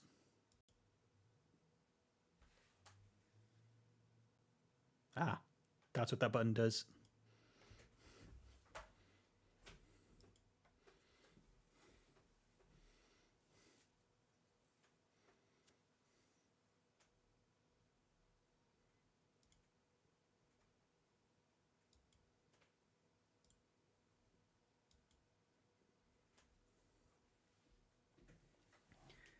All right, we are having the think of the century. We're so very close to winning. And if you just spend your money getting somewhere with your Rising Tide at the right time, you could just win. But this is where the power of oops, all 3 pointers in a 67 card deck comes from, because you're poking for singles. And how many points, how many agendas are actually in this deck? I don't know. I've seen this evil before, but I don't know exactly how many agendas are in the deck. It's not a lot.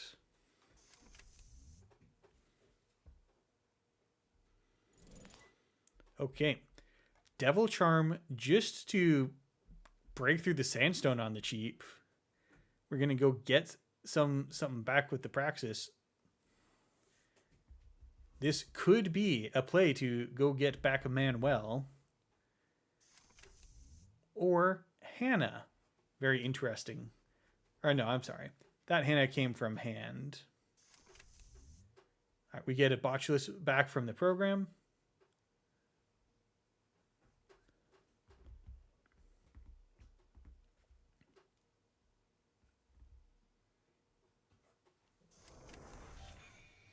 And Friendo comes back. We are now going to have money to spare. And you get a click-free run with the Hannah that you probably can succeed at. Very critical click to be able to bounce above dying to measured response.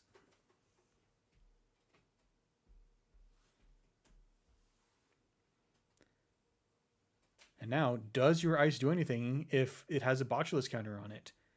It might not if this is the... Yeah, no, not resing. This might be the event horizon. We're going to come in and we're going to check. Oh, it's Yakov. It was complete bait, and now you've made a successful run.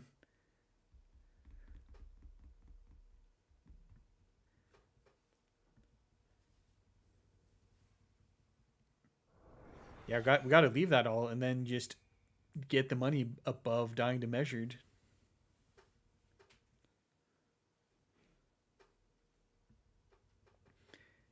Yakov is such a good card.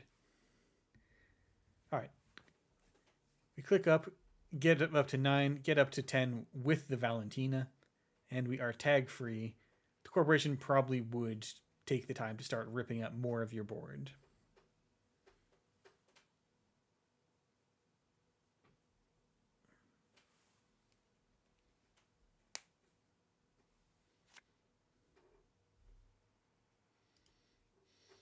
We are really in it for the long haul here.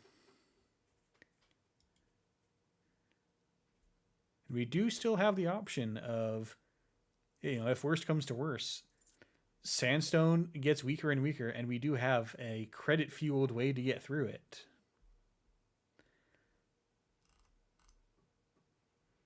All right, Corp draws for a card, clicks for 2 credits. Does not seem to scream that there's a powerful threat coming in the near future. Now the runner is just going to be drawing so many cards, and then play a strike fund, discard Amanuensis. Understandable.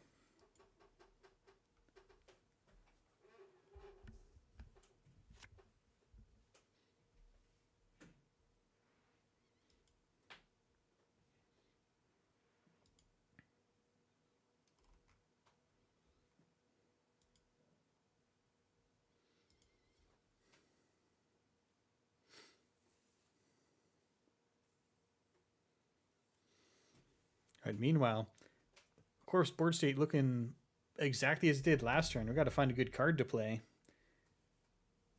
All right. Lego, Trash Buzzsaw, move that to the bottom. So we're not giving up on credit-based ways to break ice. Although that 4 to install Buzzsaw might be a real killer when that eventually gets back to us.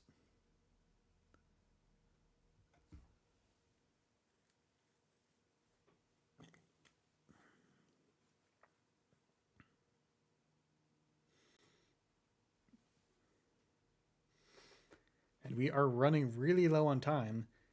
Someone is going to have to make a move here. I don't think we have like unlimited time cuts. So in the event that, if we were to go to time and both players ended up tied on these 6 points, I believe the higher seed player, which I think is Cyberspace Panda, would get the win. But in the meantime, new card. Got to check the new card. 3 botchless counters, absolutely. Burn a hole in your pocket. You will get in. And we have found the second Audrey. Now you got to decide what order you're going to touch these in, because you don't want Yakov to give the runner, or to give the corporation, more than $2. It is very unlikely. Ooh, that is the event horizon. Yeah, this is not a cut game. Yeah, so I'm pretty sure that if they end up tying, then overall tournament will end up going to whoever comes out on the top of strength of schedule.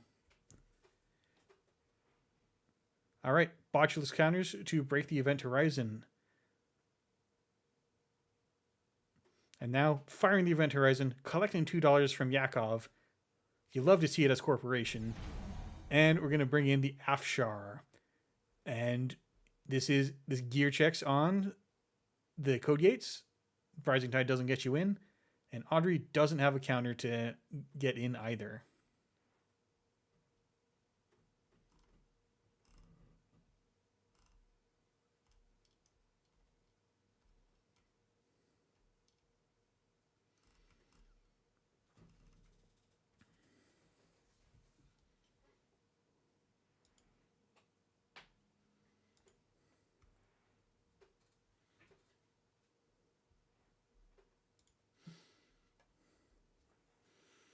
Meantime, you got 2 clicks. Maybe you could come up with something, and you still have to not die to measured response, given that this is entirely possible to be the next regolith.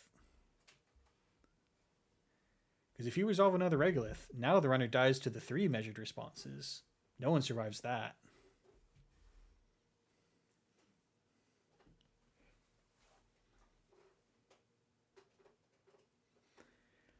Now we do have options. Possibly. No, maybe not. I was considering if there's anything you could do to if you buffer drive something to the top. But I don't think that works unless you have a steel skin in hand to draw. Yeah, this is quite the situation to be in.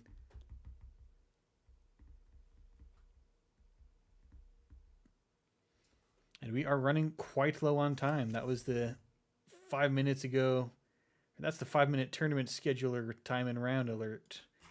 Someone's got to win this sooner or later. All right. Triple advance. So the runner doesn't end up challenging that, and we do manage to find the very small number of 2-pointers left in the deck. So this looks like this is going to be a win for Cyberspace Panda.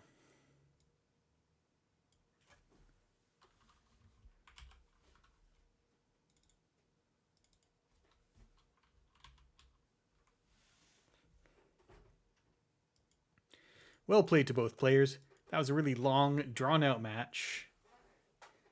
And yeah, Cyberspace very correctly pointing out that was a scary jam. There's just so much that the runner could have had one more trick. And there's one in archives. And it's one of those things that you could have checked, but do you respect the 3-2 in this agenda suite?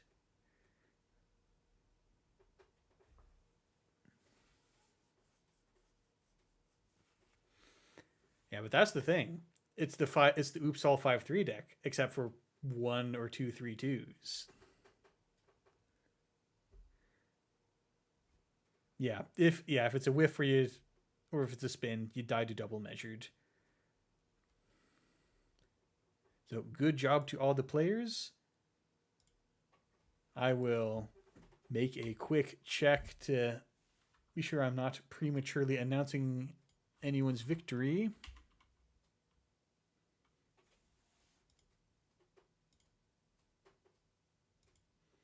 Wait, report your results, all you animals.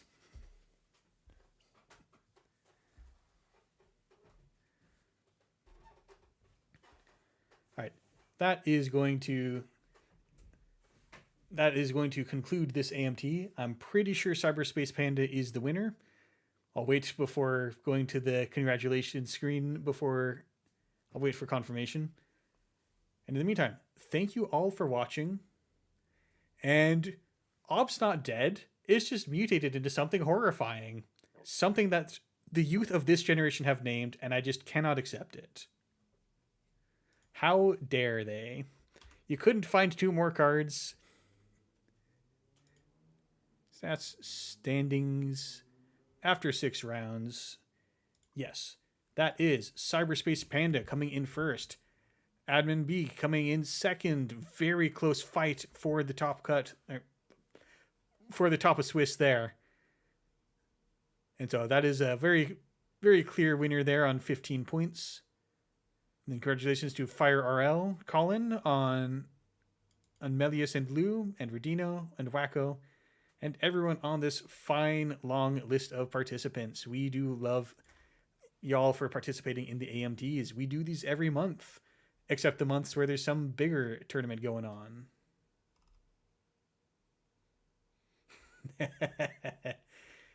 And Core has a dishonorable mention for the player who failed to report the most frequently. Congratulations to that player.